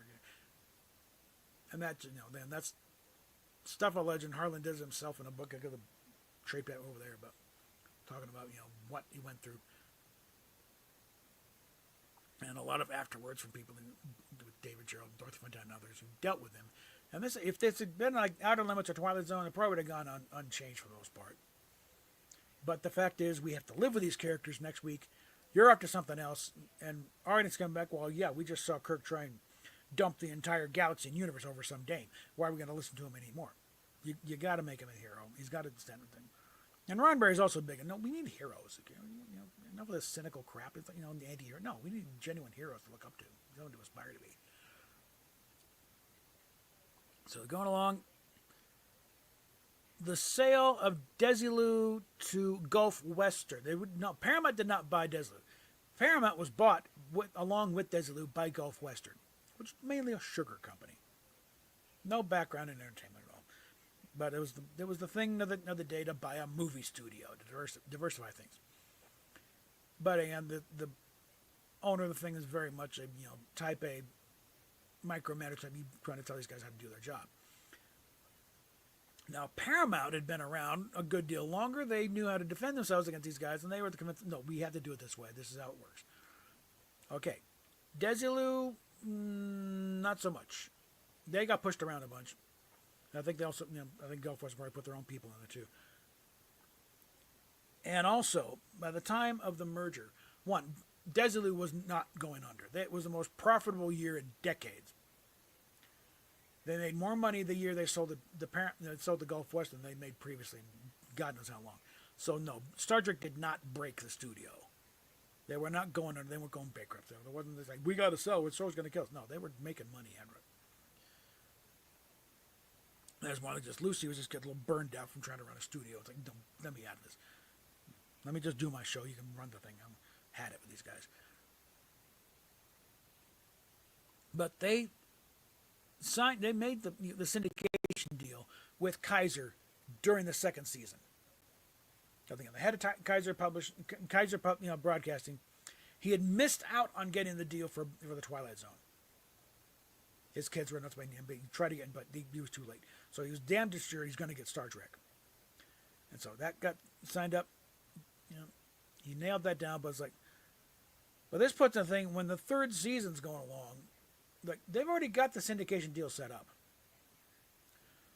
So there's a lot of, they're just going through the motions at this point. They don't want to spend any more money than they have to because they're not trying to win anymore. They know this third year, that's it. We're going to, send it reruns and it's a pure profit at that point. So there wasn't much interest from the studio's perspective of trying to build the show up anymore. We're done. You just run it out, move on to something else. Strike the sets, move in somebody else.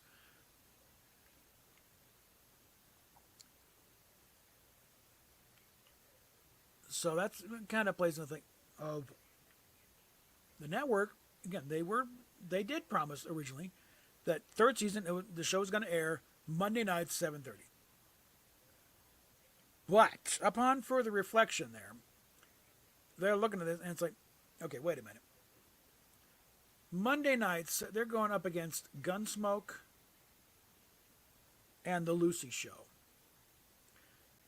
These are top 10 shows, okay? And Star Trek is not in that league at this point.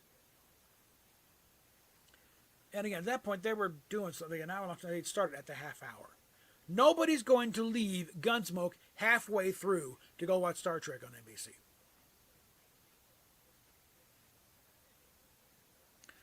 And also, as far as, the Friday Night Death Slot, that does go back to the time. In the final chapters of the making of Star Trek, they're bemoaning the fact that they're being sent to Friday nights at 10. But look at it from the network's perspective here. If they put it on Monday nights, that was a kamikaze slot. They might not have made it halfway through the season if they'd been up there because they would have been trashed. And also, The Man from U.N.C.L.E. had been having trouble early in the week and early in the night, so they put it at Friday nights 10, and it shot to number 13. And that wasn't a cheap show either. And it had roughly the same audience as Star Trek. So they're thinking, well, hell, it worked for U.N.C.L.E., it could probably work for Star Trek. Just put it down there, see if it finds its audience there. Because again, Friday nights at 10, it's like, because they also knew it was primarily kids watching this show. So late night Friday nights has the advantage. It's not a school night. They can stay up and watch it. So you won't lose your audience that way. College students, well, they're not all going out on dates, okay?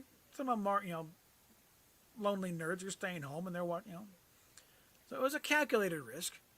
And again, not unwarranted. Again, a lot of shows have been in that very time slot and done very well. Again, Man from U.N.C.L.E. just a couple years earlier became a hit in that time slot.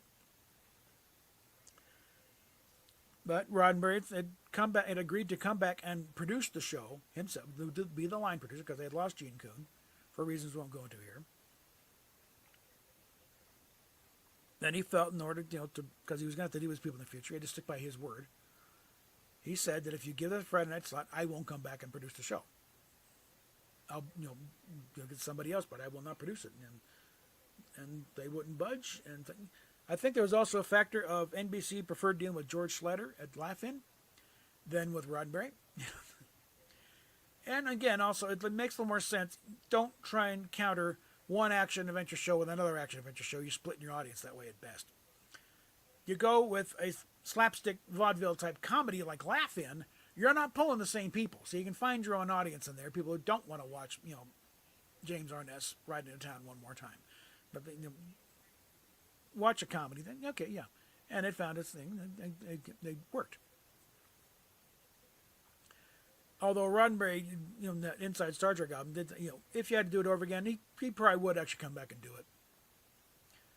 Considering that what Fred Freiberg and his bunch did to the show, it's like their way was not the same way as and they didn't do the same thing. There were a lot of things that didn't work right. And again, at that point, it would have been irrelevant though, because the show was the fate of the show was pretty much set in stone. Unless they really did take off, which I think they would have had a chance to if they'd maintained the quality. They probably would have maintained. But the thing is, with Roddenberry stepping aside, Freiberger doing his best, but a bit ham-fisted. The quality started dropping, and the fans picked up on it eventually. It's like, this show really kind of sucks now. The ratings did finally take a nosedive. Till finally it was like an 8. An 8 rating, whereas previously it had been over a 16 when they started. No, they would kill for an 8, but but it pretty much just, okay, that's it, wrapped up, we're done. And let it, some other rerun contracts run out for a while before Kaiser gets in, and then in 72 or so, they start running. Or 73, because I know, I was catching repeats on Channel 9 in Saturday afternoons. And Channel 9 was an ABC station, so it's like they were just shuffling around. They didn't start, the big rerun push didn't start really until like 74. Because in between time, they had been dealing with, talking to Filmation about a cartoon version of Star Trek, even back during, say, on third season. Because they've been doing shows like that at the time. But at that point, they was talking about stuff like little kid versions alongside the adult version. It's like, it was a kind of, cadets on the Enterprise type of thing. And Roddenberry didn't really go for that. So that one went nowhere. The development stuff is out there, but it just never went anywhere. So there was already a connection with Roddenberry at that, to that point. When Star Trek, goes into little bit of reruns in certain markets. It didn't hit here until after the cartoon had run, but they started doing major, hey, this is taking off here. This is a big thing. And NBC was like, okay, well, all right, maybe we goofed. Can we bring it back? Well, the sets had already been struck and distributed, and UCLA got some things and other things, and the cast is all out doing other things now. But there's the, hey, what about, this cartoon idea of Filmation? Okay, well, let's come back to that. And by this time around, we're saying, no kids on the ship. If we're doing it, we're doing it. It's not gonna be a kiddie Star Trek. It's gonna be Star Trek in animated form. Because we've got scripts that we had purchased in anticipation that we got a 4th season. So we got some of those. And also, at the time, there was a writer's strike going on. And same rules apply then as apply now, is that animation is not included in what you can and can't work for. So that's how they got a lot of original series writers to contribute scripts to the Star Trek cartoon game, because they could do it without necessarily breaking the strike.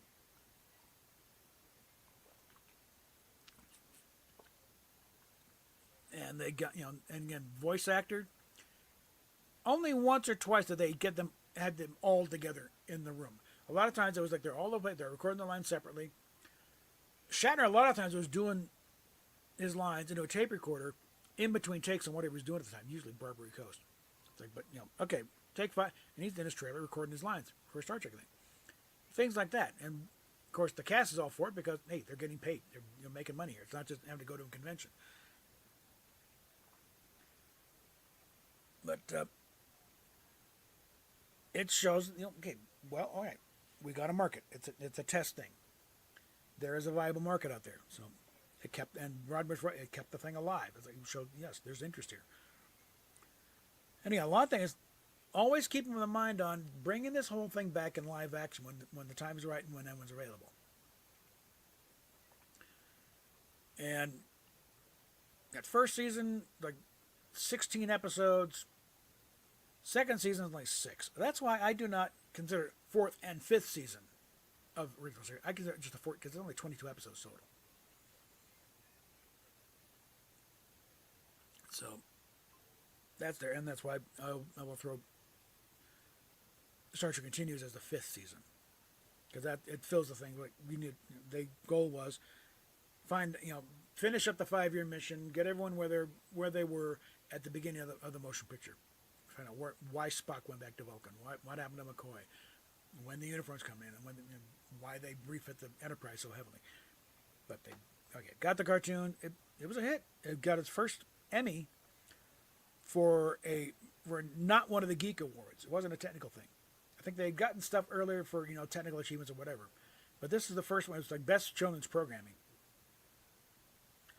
I think there was a comment, you know, like the animated Star Trek show is like a Mercedes and a soapbox derby. But at that point, okay, we did it. So now the talks start to do it for real on live action. And that's when you start, you know, Barry Diller as head of Paramount by this point. He wants to do a fourth network. And he sees Star Trek as a good anchor show for, you know, flagship show for starting it off. And so that's when you start in phase 2. And also this talk, you know, occasionally it's bounce back between a new TV series or a low budget feature film, then a medium budget feature film, or then a TV movie, and just bouncing back and forth there. But during this time, they've got pretty much all the cast except for Nimoy signed up. And they're in pay and play contracts there, so they're getting paid whether anything happens or not. And they're finally settled on, okay, phase, you know, new series, network. This is where Star Trek Phase 2 comes in. And they're buying scripts, they're building sets, doing, you know, Tice is pulling costumes out of storage because they had, you know, original series costumes, and also creating a few words and playing a few concepts of variations on it. Because then this story only takes place like 3 years after the original series wraps up, you know, after the 5-year mission. But they're flying around, and it's like there's having problems getting stations signed up to be part of this new Paramount network. So it's looking like we don't, you know, this isn't going to work too. But they don't tell the people working on Star Trek yet. There's like, we want to do something here. But they also can't publicly announce that, okay, never mind this network, because then everyone's going to hold it over our heads. Oh, Mr. High and Mighty want to do a new network, and now you want to sell us a show? Really now? It's like, you know, so they had to keep up a brave front here. But they get the thing, and the script for what was going to be, I hate to call it a pilot, because really the show is already sold. A pilot is what you do to sell a show. It was going to be just the first episode. That's really the better term for it. So the thing, In Thy Image, it was bounced off of a story idea I think was for Genesis 2 called Robot's Return, where an Earth probe comes back, has been advancing and all that. And the script shows up, and Michael Eisner, then head of Paramount, I guess Barry Diller was kind of, no, you go do something. No, Michael Eisner's in charge, and slams up. We've been looking for trying to do a Star Trek movie. This is the script. And it's like, okay, fine. So now it's like, okay, we're doing a movie then. Because around this time, well, actually, it was just before Star Wars hit. Because Star Wars hit, and they figured, well, shit, we just lost our shot. So they're about ready to pull the plug out then. Okay, no, but then Close Encounters hit. And did just about as well as Star Wars. People forget all that. Because at that point, it's like, the attitude was that fans of this type of thing will only go see like one movie a year. That sort of thing. But the fact that you had 2 movies making just as much money, and the same audience people come back over, and it's, they'll come, okay, we're back on. And so, got back on, and now it's a mad dash to get this thing filmed. And then you got all the rewrites and the thing. They started filming before they even had a finished script. That D. Kelly was on Tomorrow. They're talking about the upcoming thing. Roddenberry's supposed to be there, but I think he was sick or something. But he sent a note to D. Said, "Okay, we've got a start date. We don't have a script yet, but hell, a lot of people have scripts and don't have a start date." So,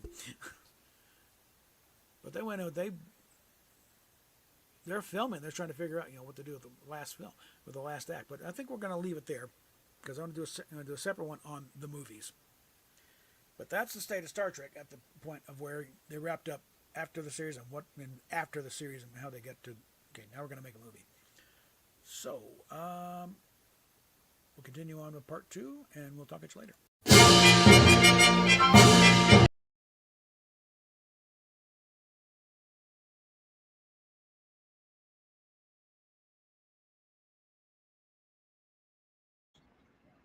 Okay, and we're back. A little diversion into Star Trek history. Yeah, the Got 10 people here for it, so I must have done some good. Well, it's a chance to promote the rest of the channel. It's not just me playing Fortnite or ranting about indie. I do other things. Like the original point of this channel really was more to rant about Star Trek and the state of it, and clear up some myths and get the history straight, and call the current custodians assholes, I think. And there's something to back it up with. So yeah, check out the rest of the channel. In the meantime, let's get back into this here now. So, the muscle. Okay, yeah. So I've already got this. So now we're into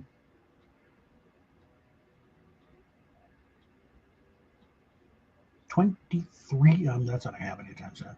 Okay. But that's the last mouse category to take care of. So just start blowing folks away.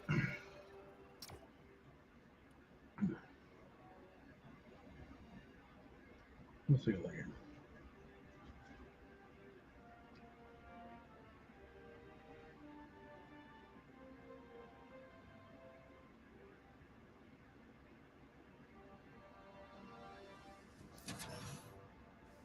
It doesn't look like anything's going on there.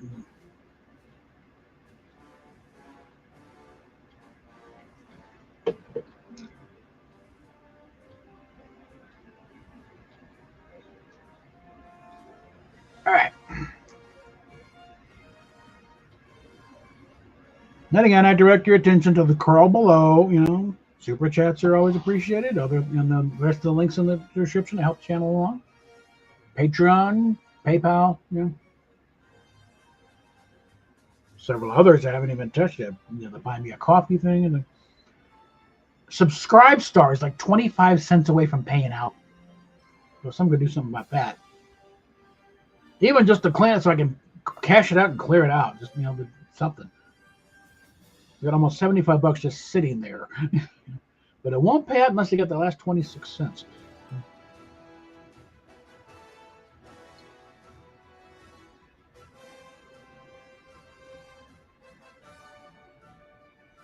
And also channel memberships are still available. It's been back and forth with, and having them.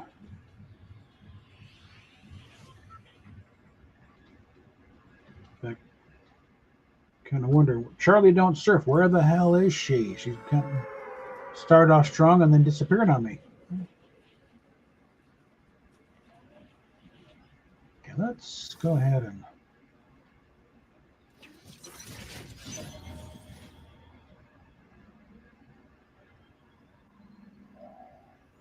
oh, come on.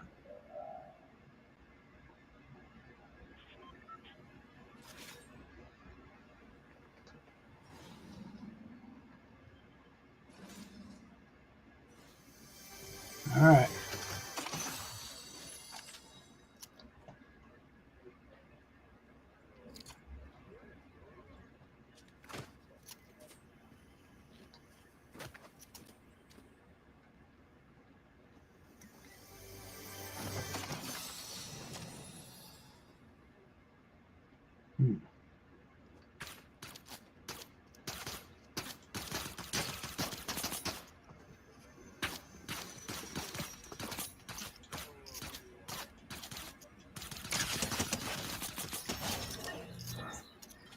Yeah.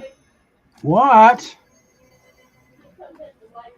Can you wait a damn minute? I'm in the middle of a damn game, okay? Sorry, honey. I told you I was going to want to go to bed. Yeah, well. I don't want to wait. Can you wait until I'm not in the middle of an active firefight here? I'm serious. Oh, Jesus.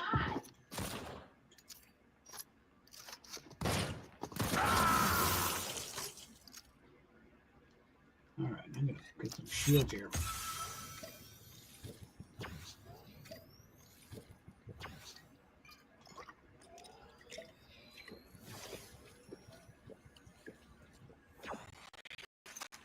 Okay, now I need to find that. All right. What's this one? Sub-Zero. Oh yeah, good.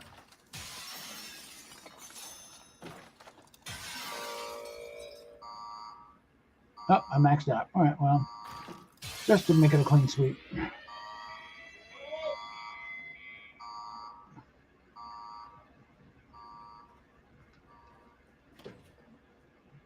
I mentioned lately your timing sucks.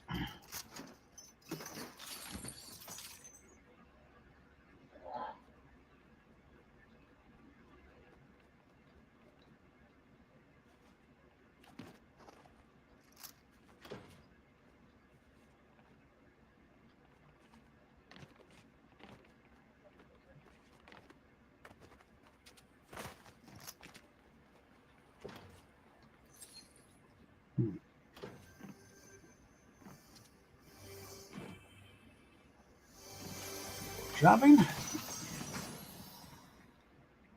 I think we'll take care of that.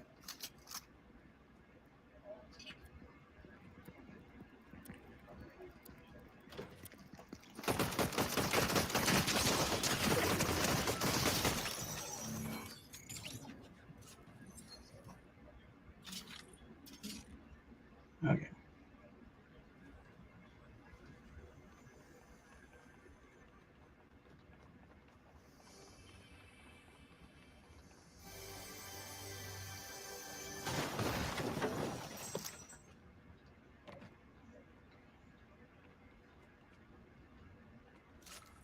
All right. All right, one thing I need to do.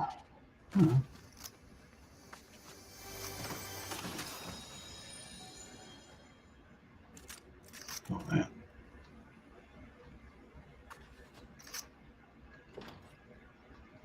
Right, upstairs this thing? Bob, What? get in here. You hold on a damn minute.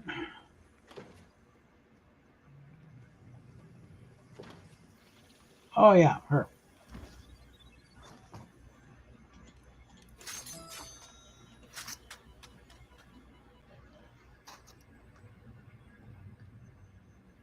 That's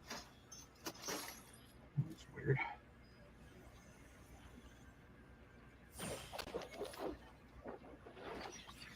Let's close that.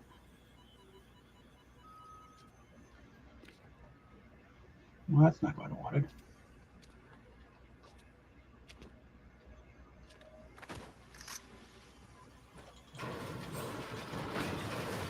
Hmm.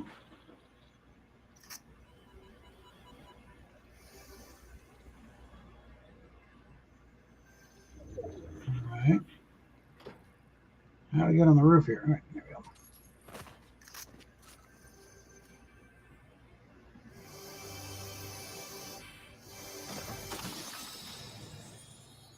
Okay, hold on. We're gonna. Whoopsie, that was a bit too much. That's dangerous. So we'll just stay right here. And I will be right back in a second here to attend to whatever's going on in the next room. All right.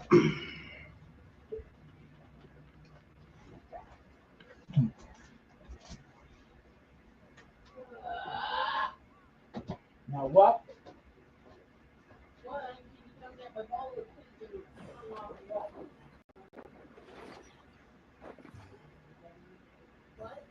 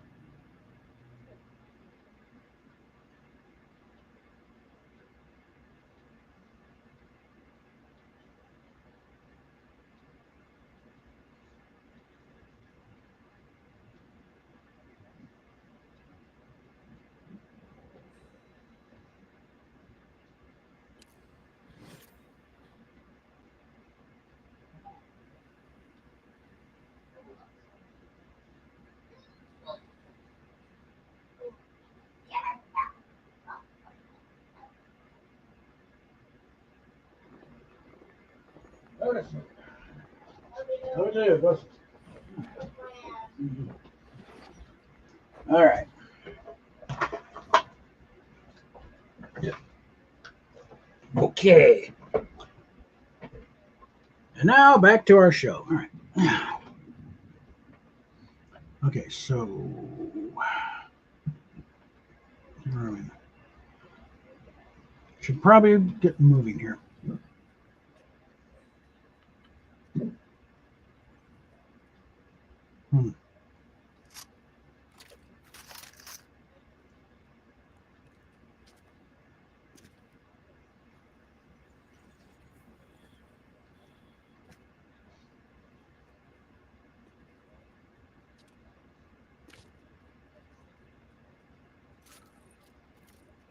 Okay. Did I hit this bus? Somebody did. I think I did, yeah.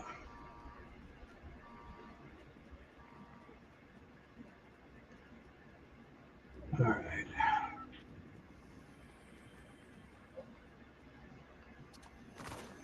No, no.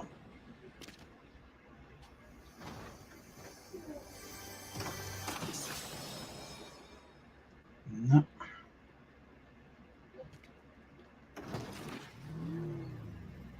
Missed that.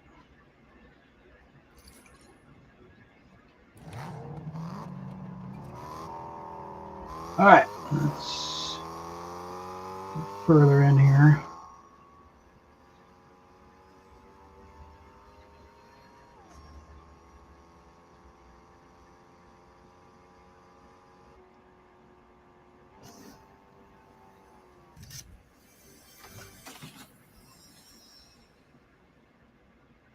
No.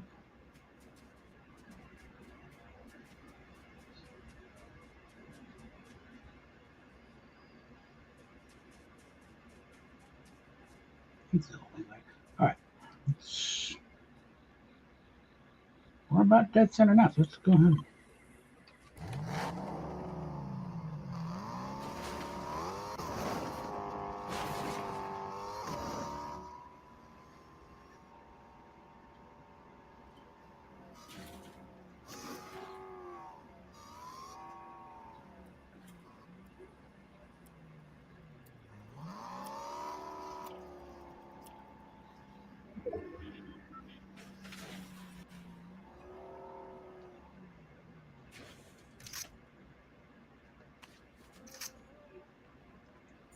Well, someone's already been here, so it should be fine.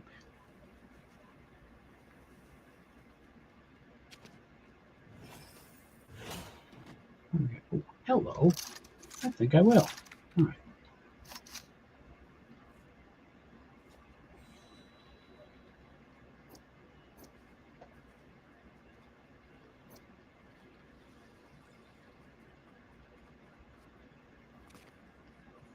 Yep.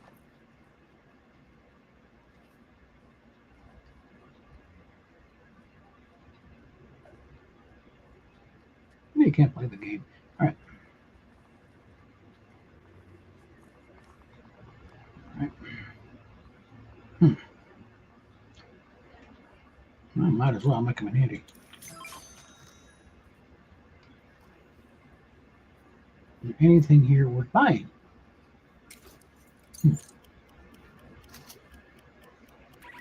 Darn it.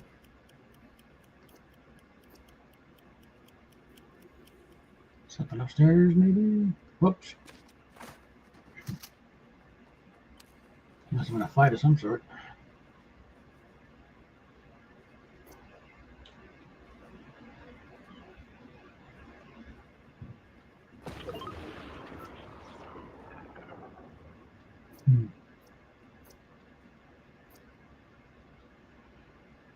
All right.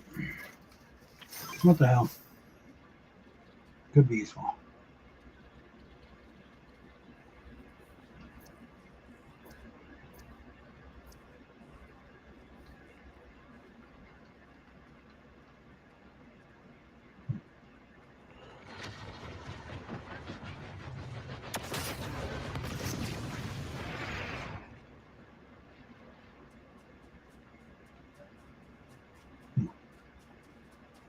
Alrighty.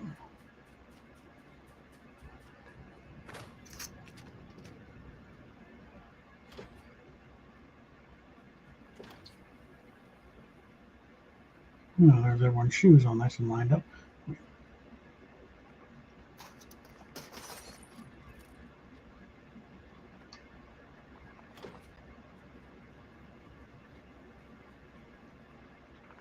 All right, let's get that out of there.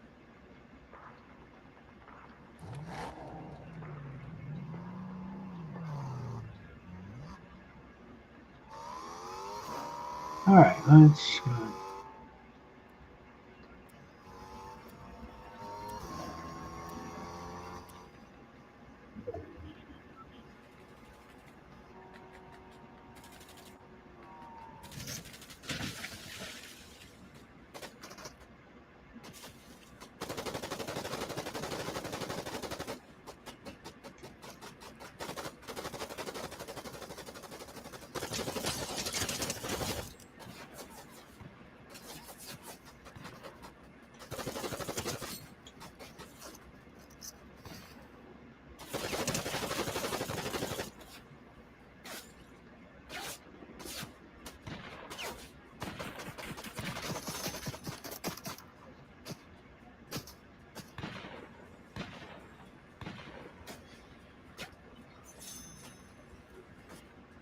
Okay.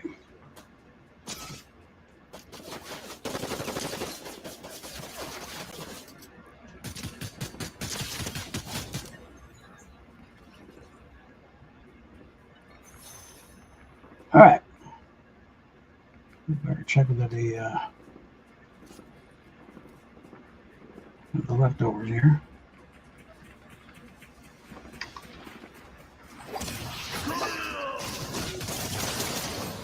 Yeah. This identity shield.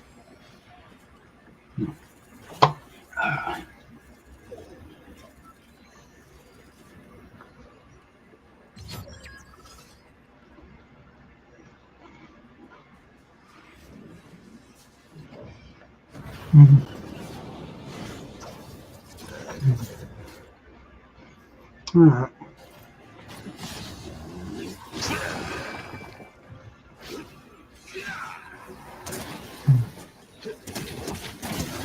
Just right in place. All right.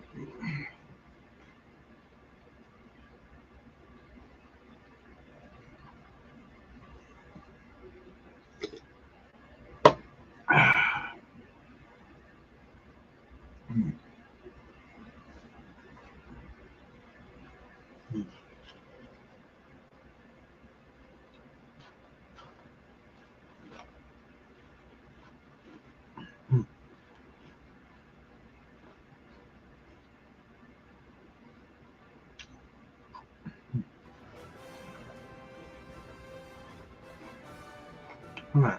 Ooh. Got a point. Get on that.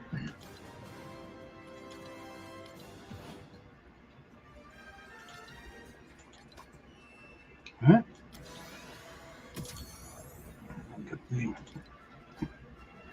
Get the loading screen.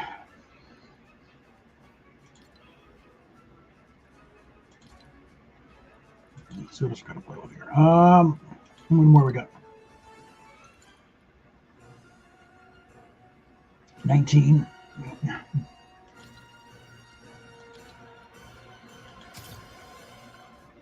All right, so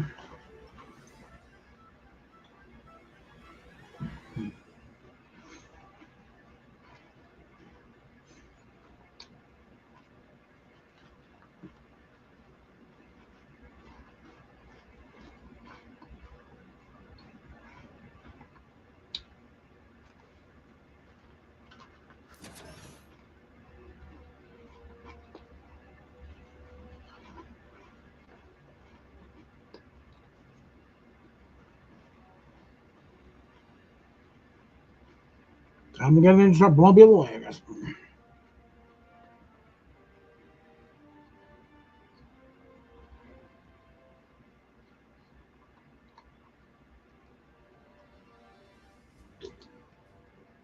Actually,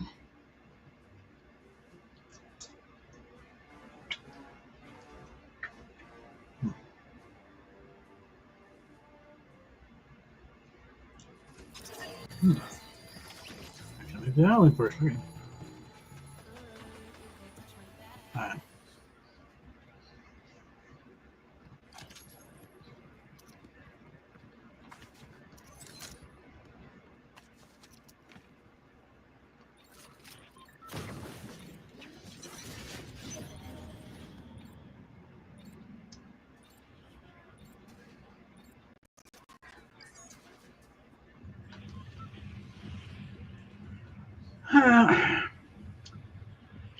And I might take a break from this and try some OG for a while.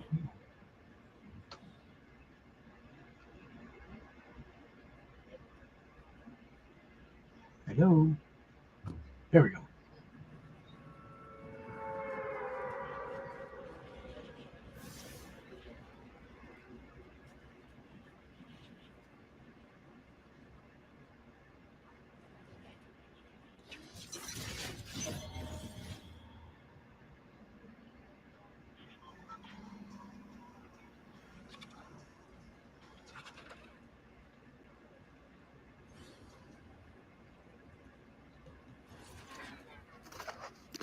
Jeez.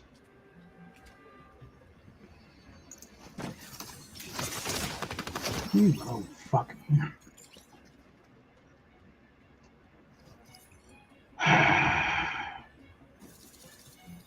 I'm not counting that.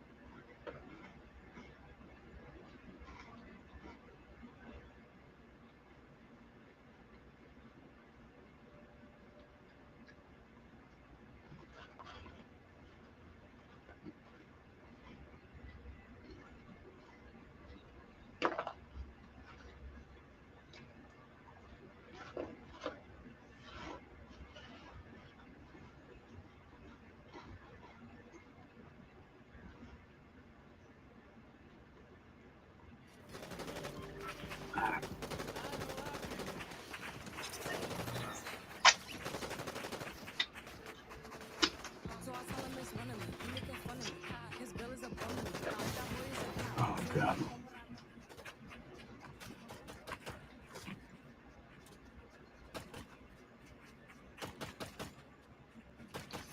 What has happened to rap over the past few years?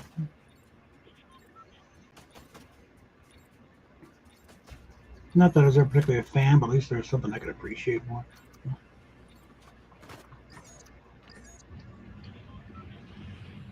A certain degree of artistry, you know.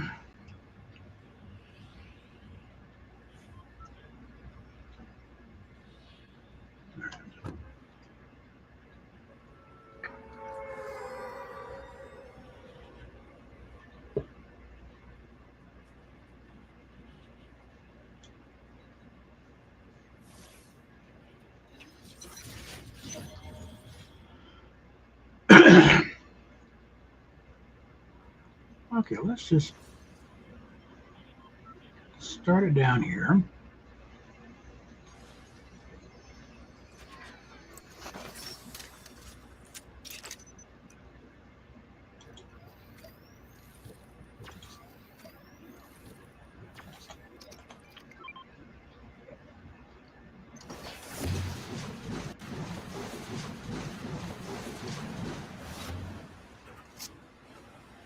Okay, that wasn't quite what I had in mind.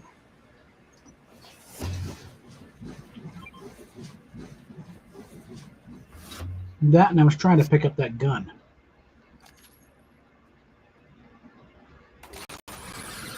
Right.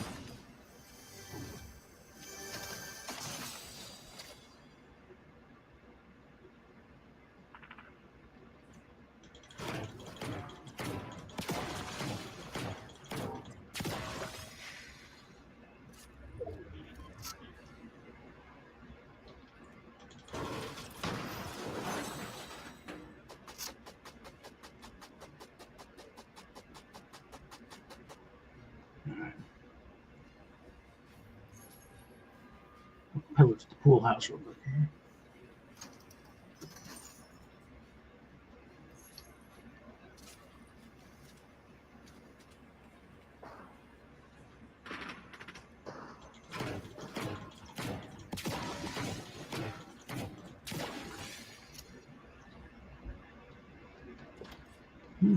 There we go.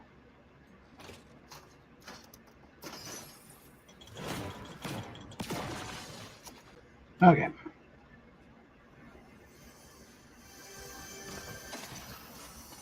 Oh, now I find that big one.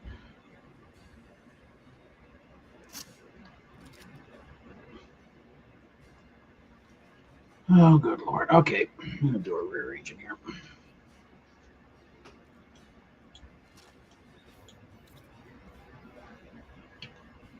Go with that for now.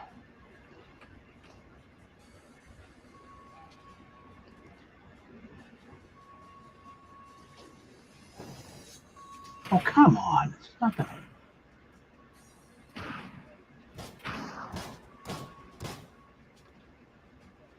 Why can't I?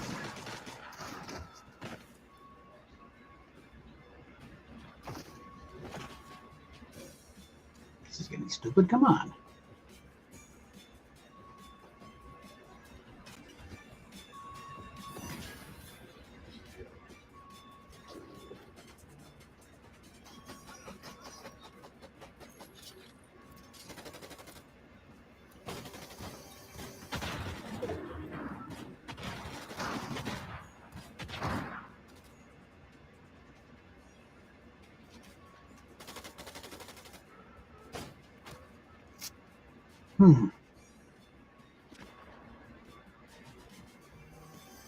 That's what's on the table. Huh.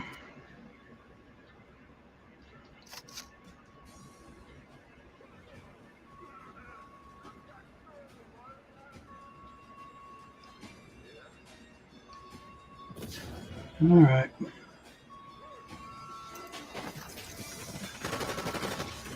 Nope.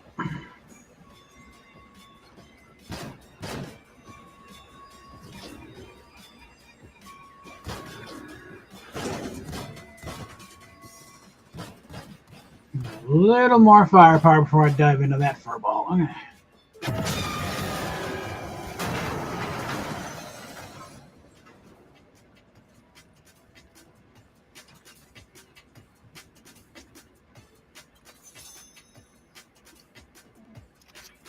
How can they say that way?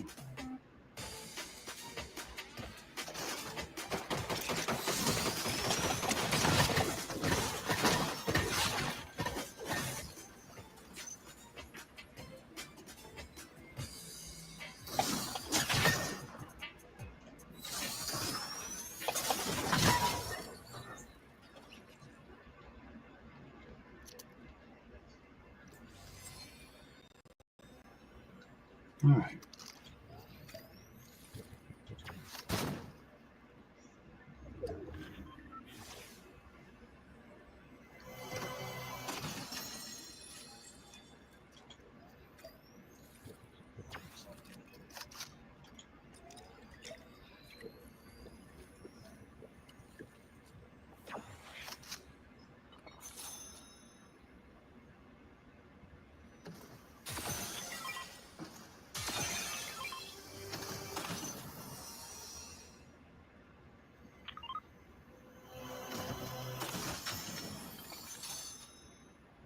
All right.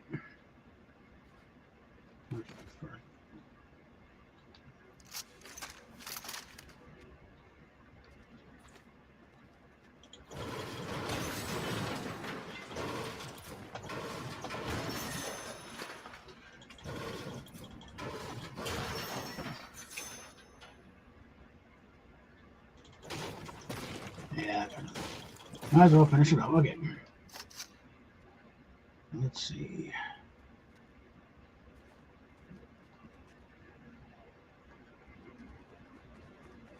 One of these guys have a rifle?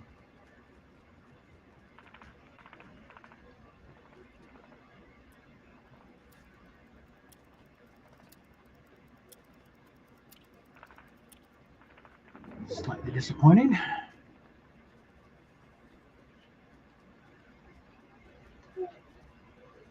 I better take care of this.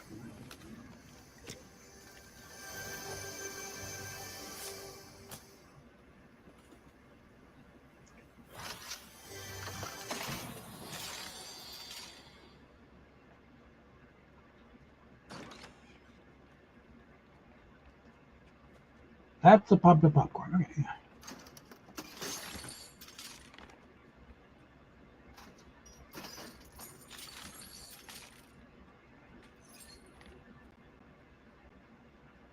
Load it up. All right.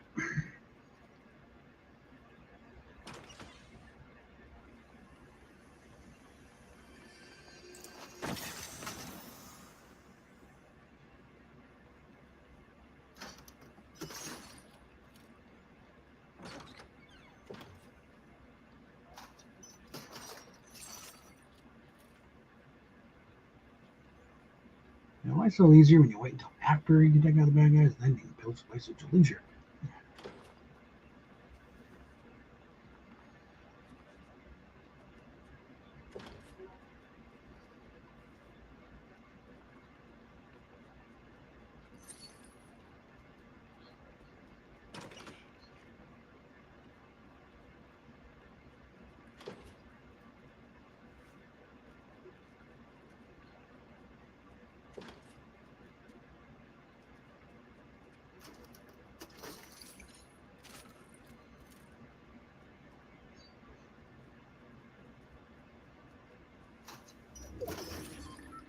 Okay, so I'm getting close.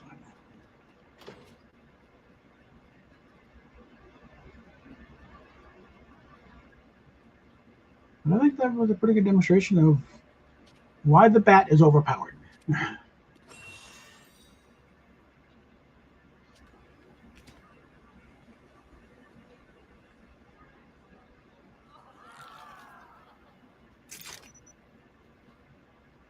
Because any other circumstance, I probably would have gotten whacked.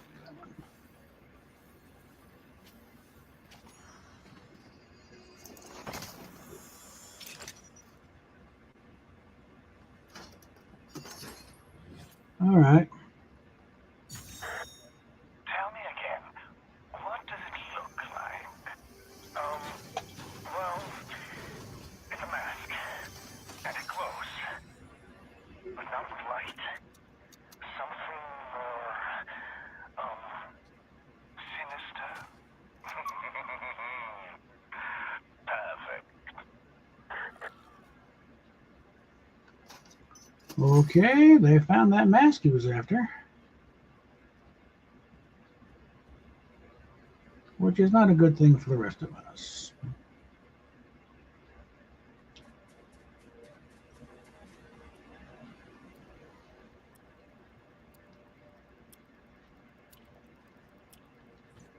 Maybe now. Nope. It's a fake. That thing was a fake out.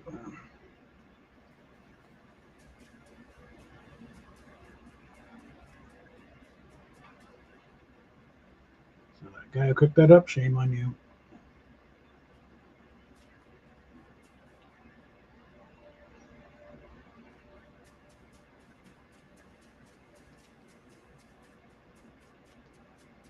Ow.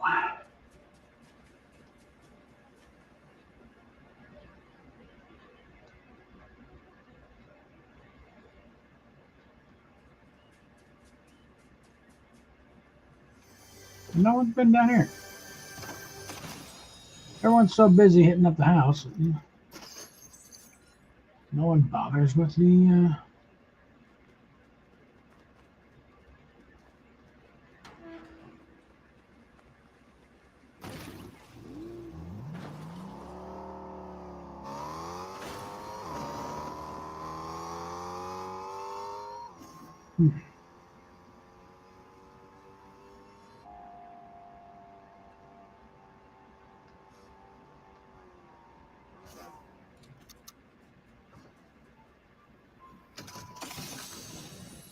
Oh, now I find a damn room. That. No, do that. And then for 3, we'll get that. And then, no. They're going to have mixed plug with a shotgun anyway.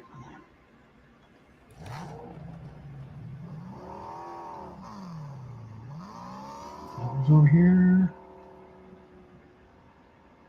Yeah. Actually, no. Let's take care of the points I need to do.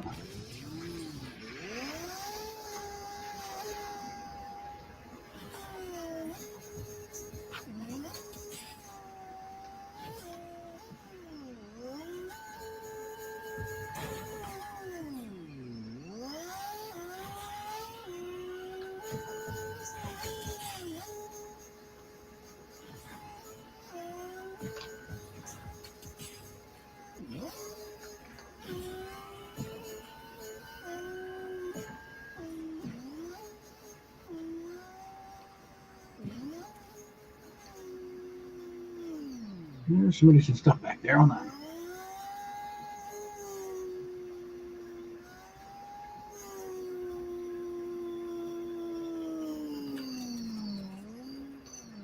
Let me off, damn it. What the hell? Bitch!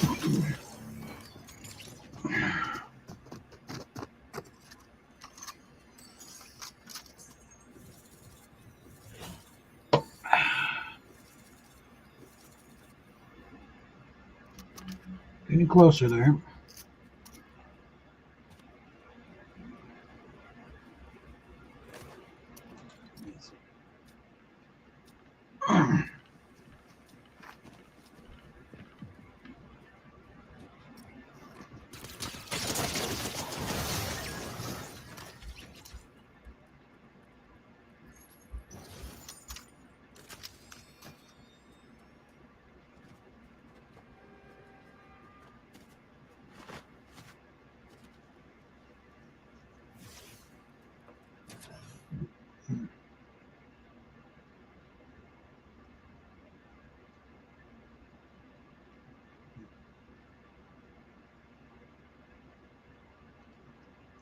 All right.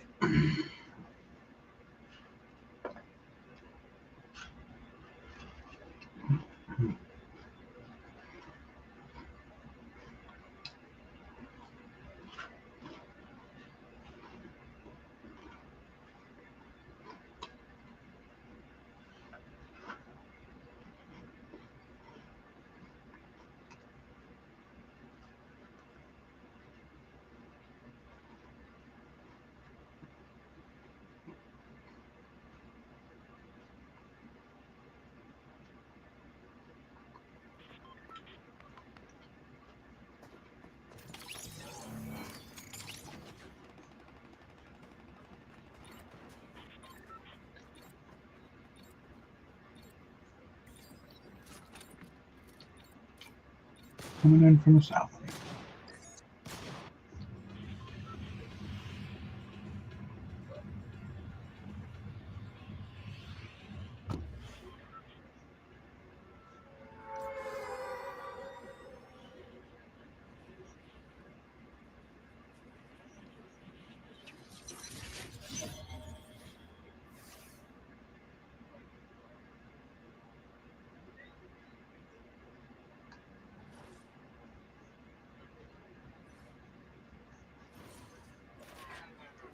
All right.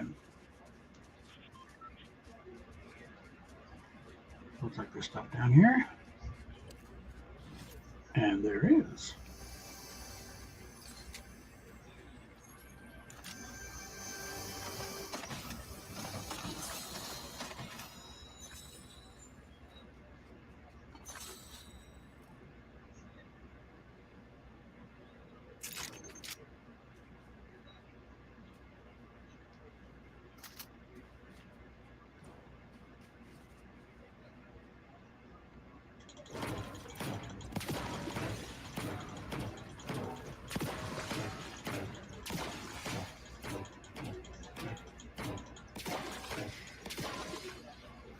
All right.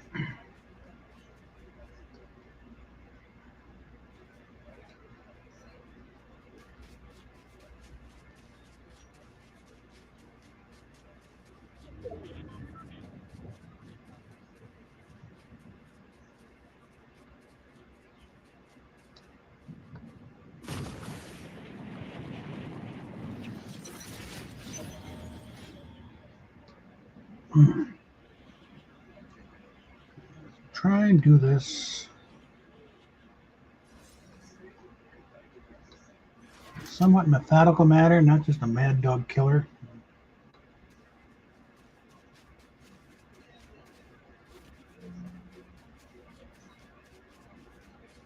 And someone's a good man here.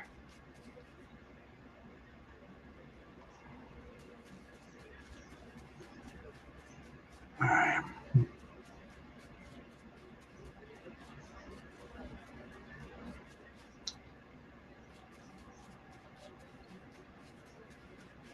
All right.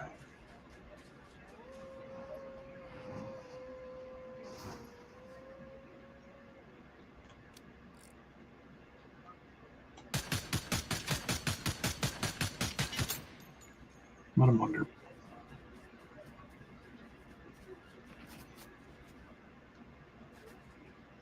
Whoopsie.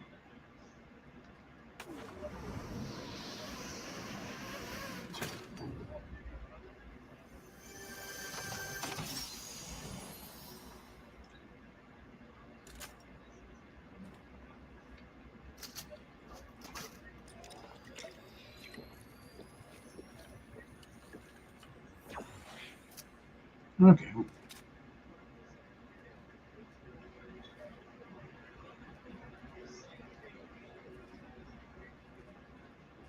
How do you get in here and not you're the one over here? Some people's kids. Okay.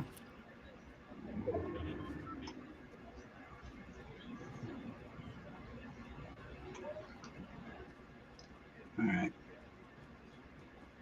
Let's go back in there.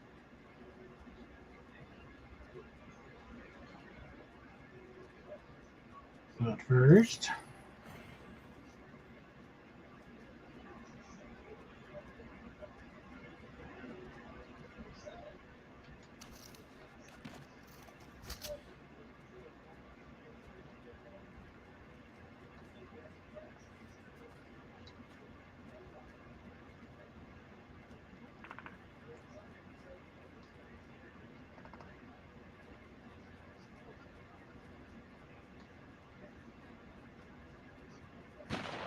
did I hit this already? Let's go around in circles.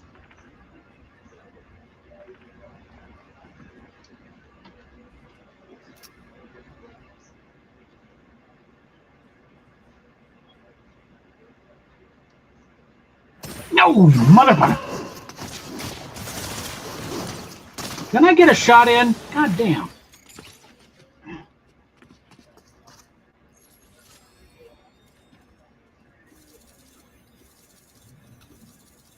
Couldn't tell what the hell was going on there.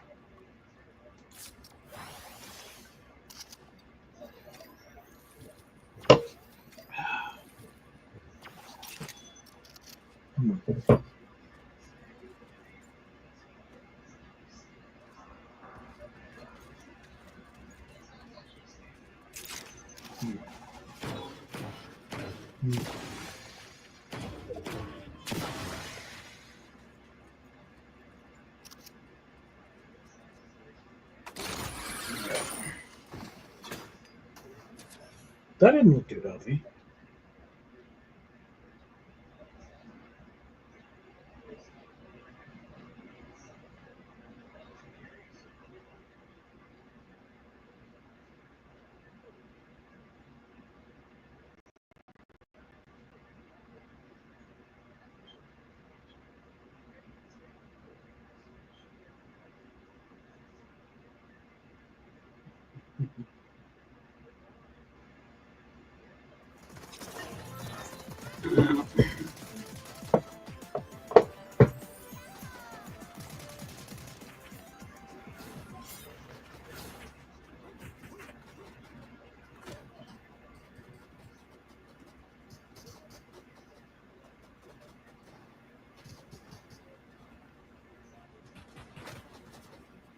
All right, we're looking at it from the southeast.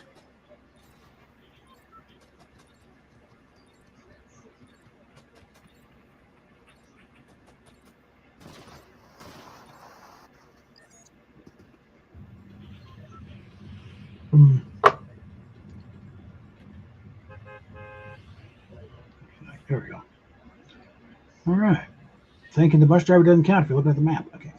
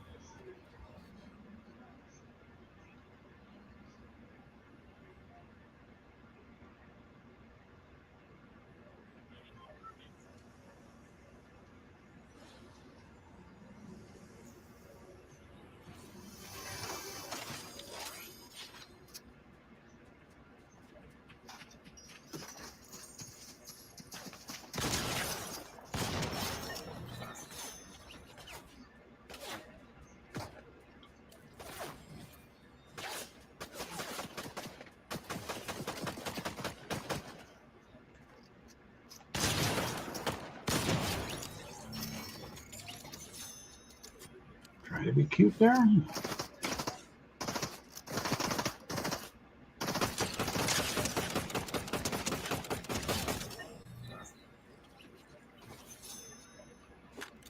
Okay. Now, well, there was a second one.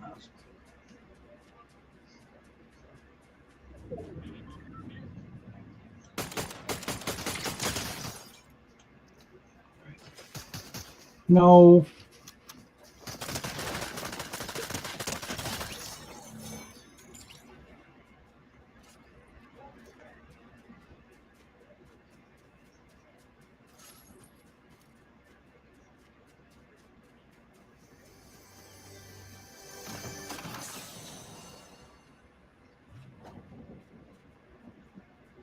All right, no, I'm not going to get it first.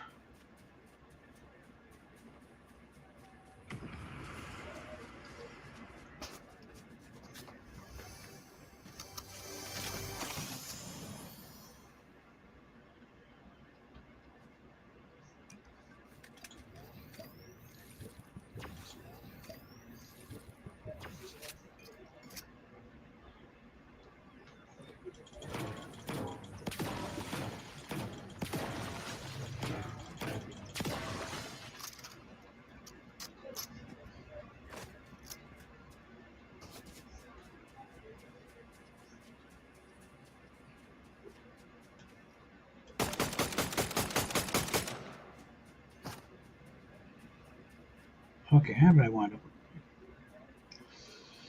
Shit. All right.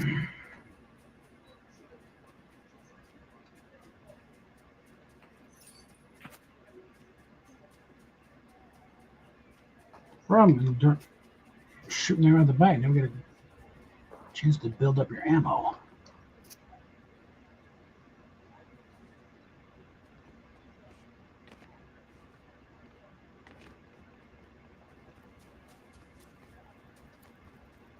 And sometimes you leave your submachine gun behind when you're grabbing things.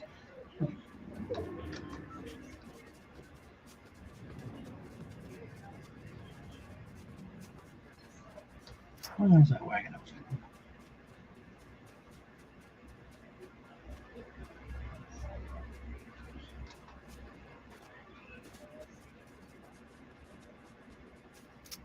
in? Nope. That's probably it.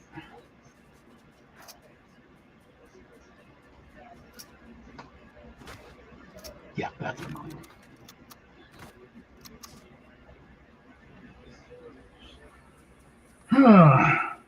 They do like their kites over there, don't they? No. Let's do what I got here. Well, I need a hell of a lot more ammunition.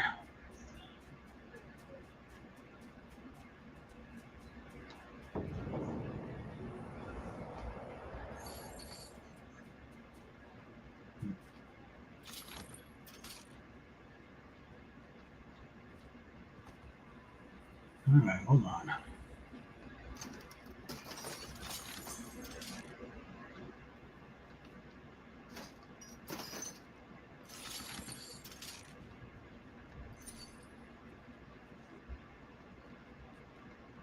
Okay. Want a job? first look at that.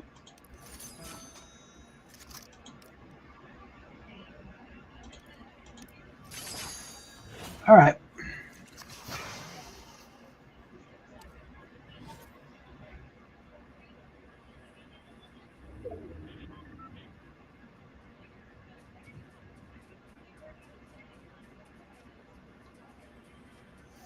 Here.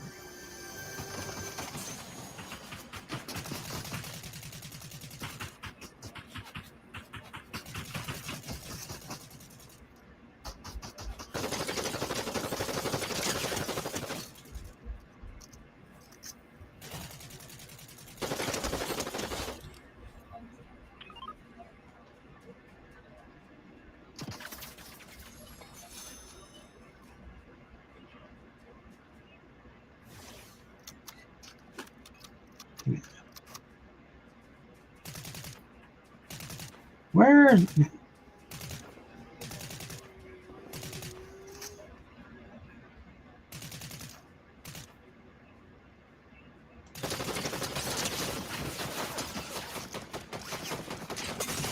bitch holster?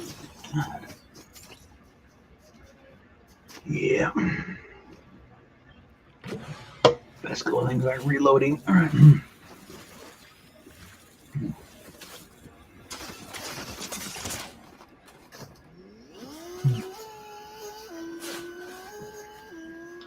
Let's get back.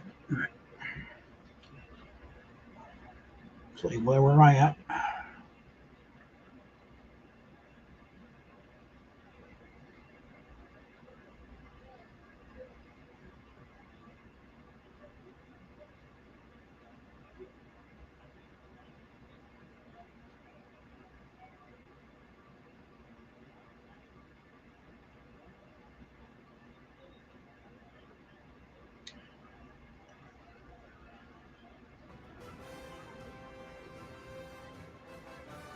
All right.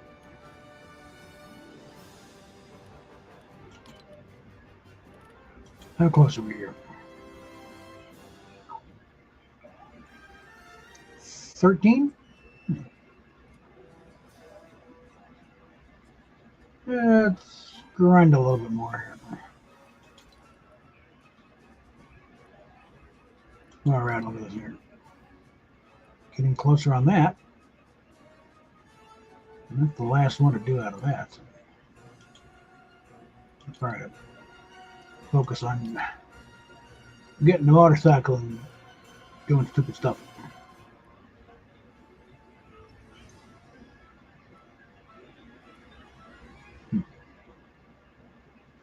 Ow. All right.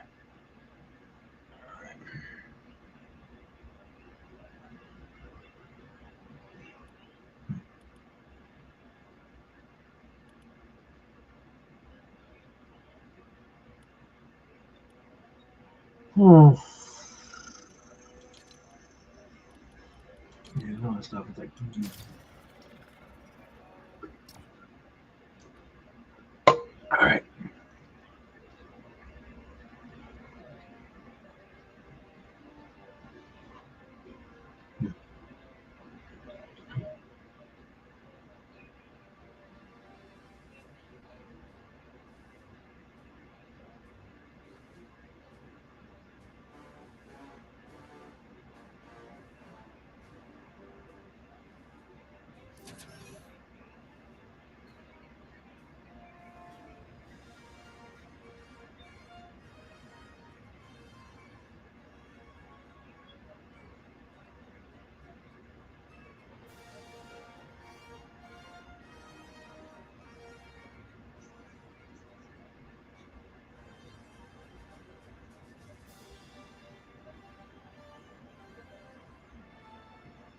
All right.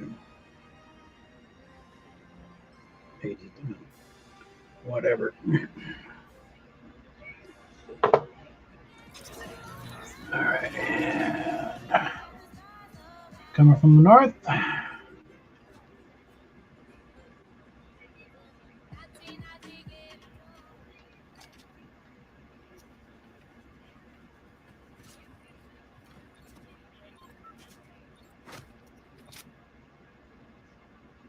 hate when it does that. That's about as bad as when it just walks completely. So. Usually does it right in the middle of a damn firefight.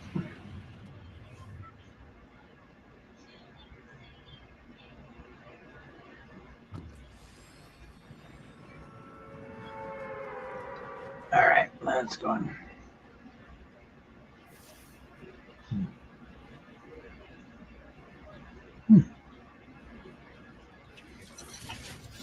Not sure I've really done much down here.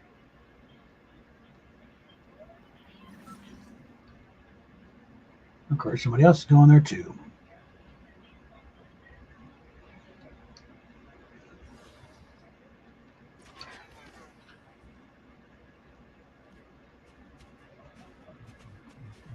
Man, no problem.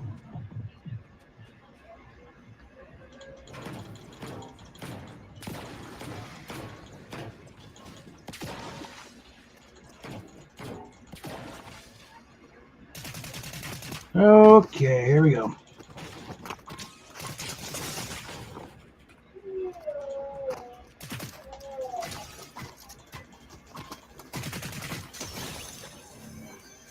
Yeah.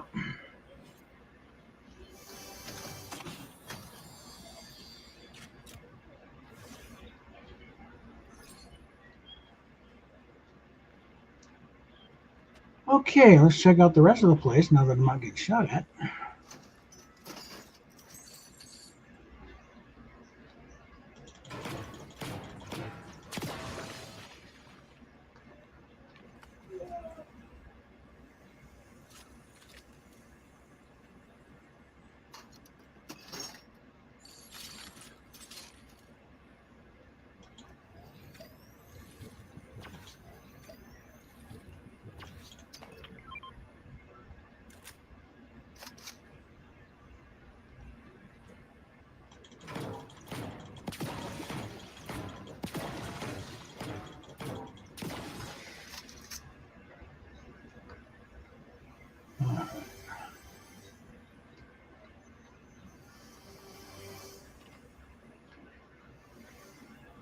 Okay, let's see if we can figure out some clever way to get up there.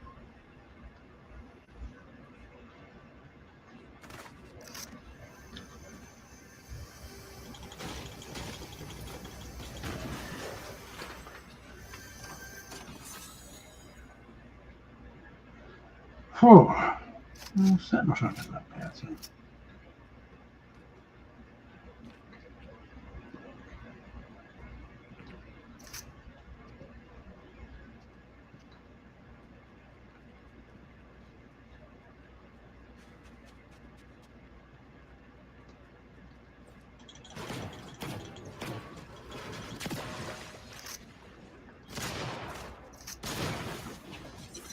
Bye.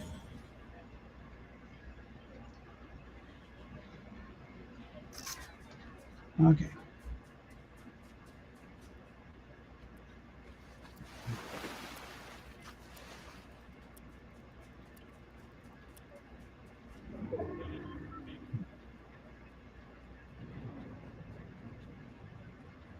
Sorry, but I want to check out the rest of the beach, okay?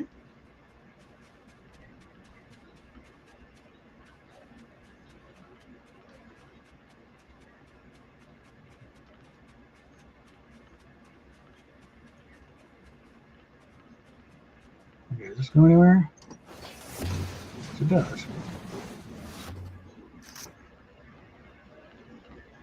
Way out back over here. Okay. At least now that this guy's moved on.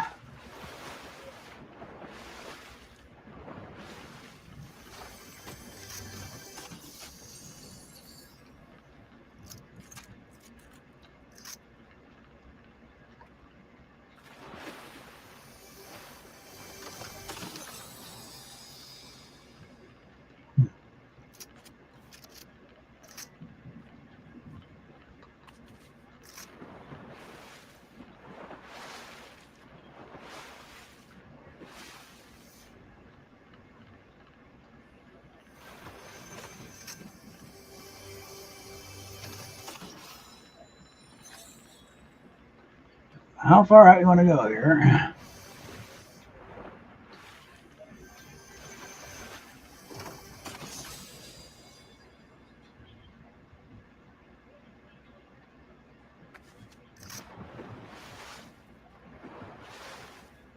No, didn't quite get me.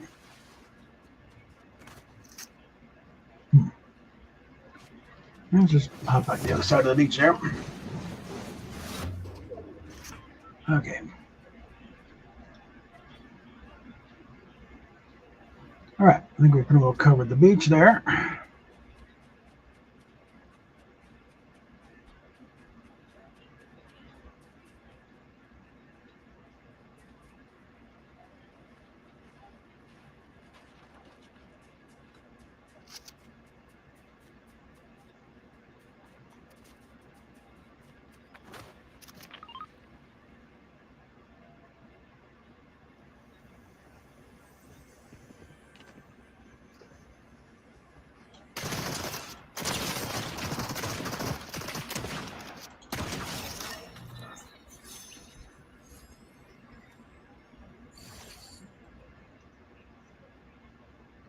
All right.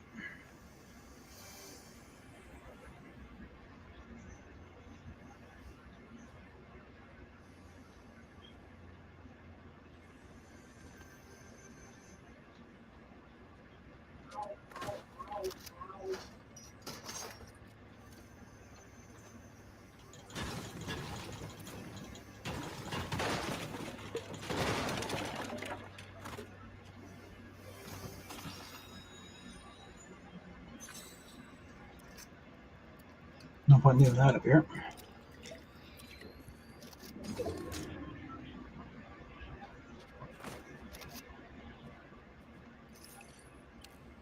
Sometimes it just doesn't want to load. Okay. All right. So.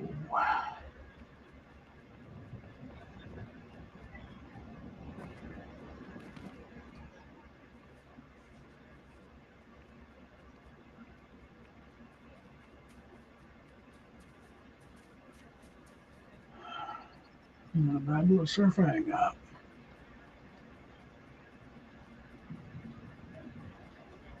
Definitely, they put a lot of work into the design work.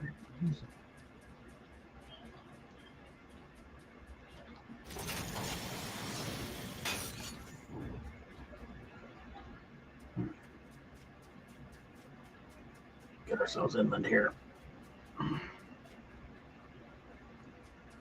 Yeah, I think this will probably be it because my back's starting to scream.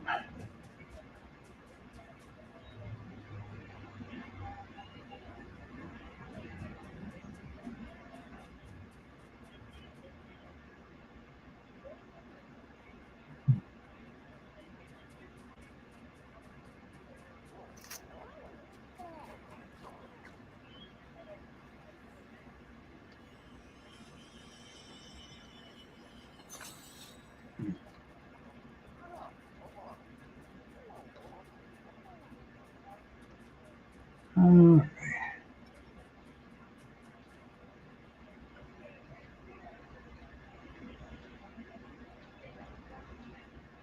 Hmm.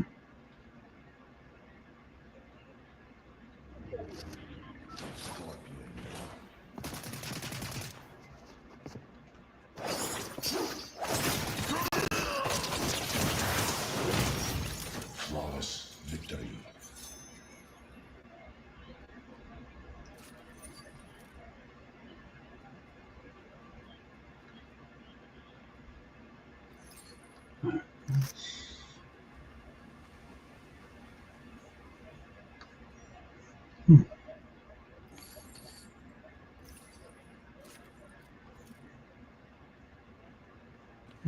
Whoops, hold on.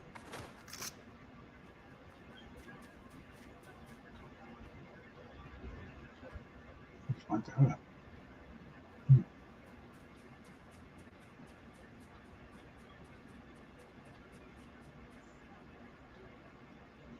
Or just want to just.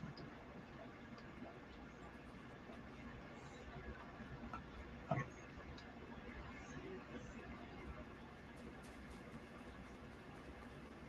One you want is the southernmost one. So.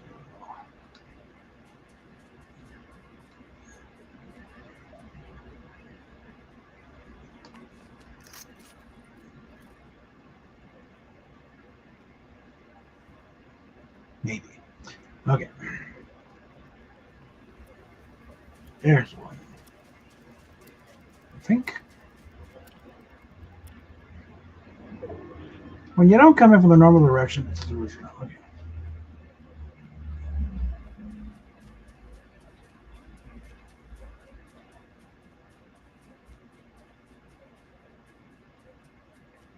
It's over here. A little further, should add. All right.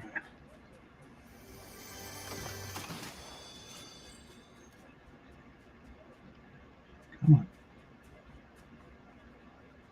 Here we go.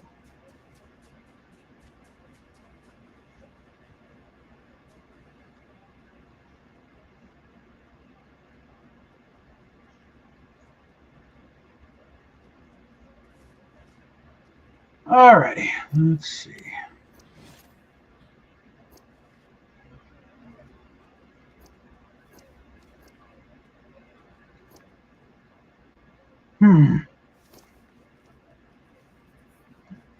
Damn it.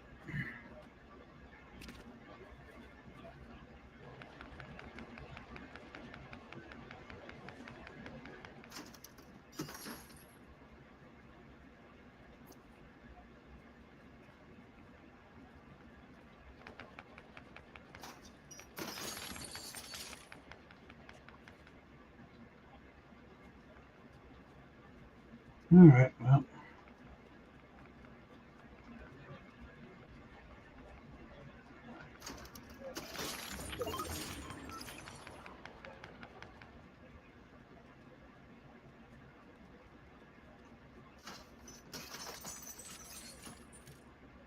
Original motto: leave no ammo can behind.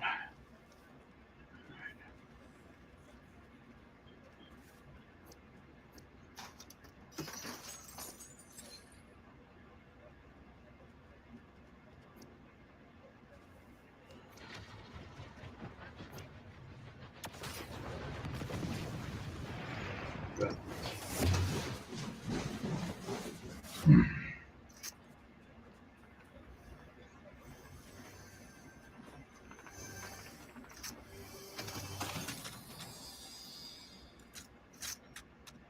Yeah, I got it.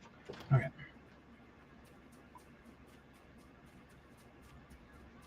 Well, I already got 3.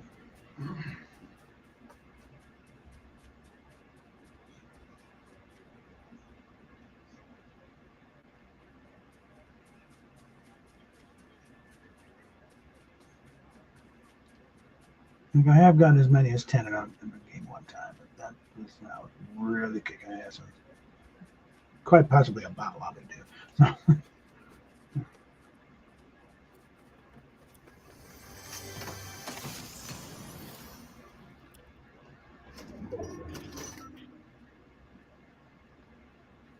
I don't think it was real players, just they were real idiots.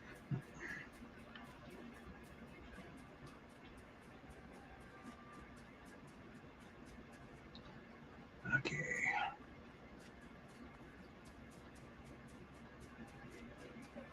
Yeah, I don't think we want to go down there necessarily.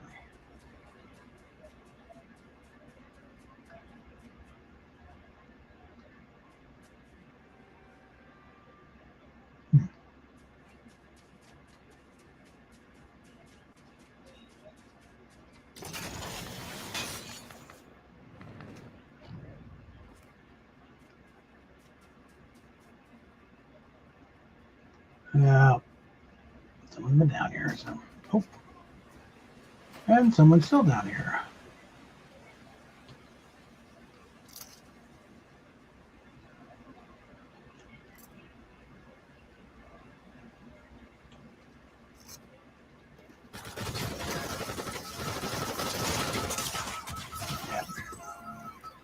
Yeah, well.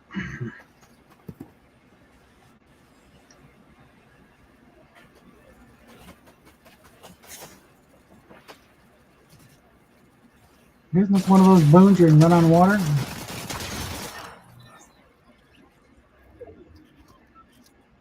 Okay, let's get back.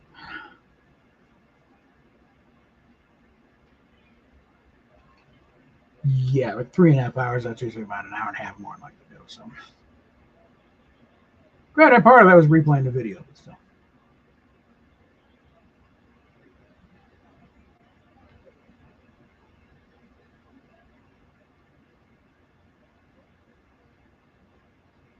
And I still need to do the thing to modern track. Yeah.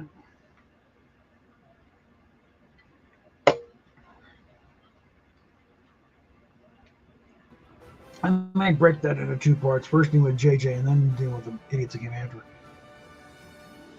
Okay, let's look at the quest here. How close are we? All right.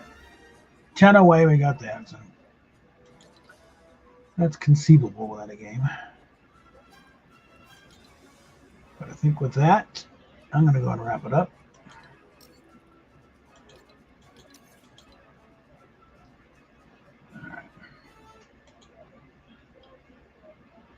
Okay, so I'm guessing the bulk of you actually hung out for most of this thing. So thank you. I appreciate people actually watching and not having to rely on reruns all the time. Get a live audience. It's nice you actually chimed in. Price is right. Thanks you actually saying something. I'd like to know someone's there and not just background noise. And again, links in the descriptions for supporting, and also if you're watching this on repeat, super chats will be a little bit late, but tips are always there. And also memberships and everything. But on that, we will talk at you later.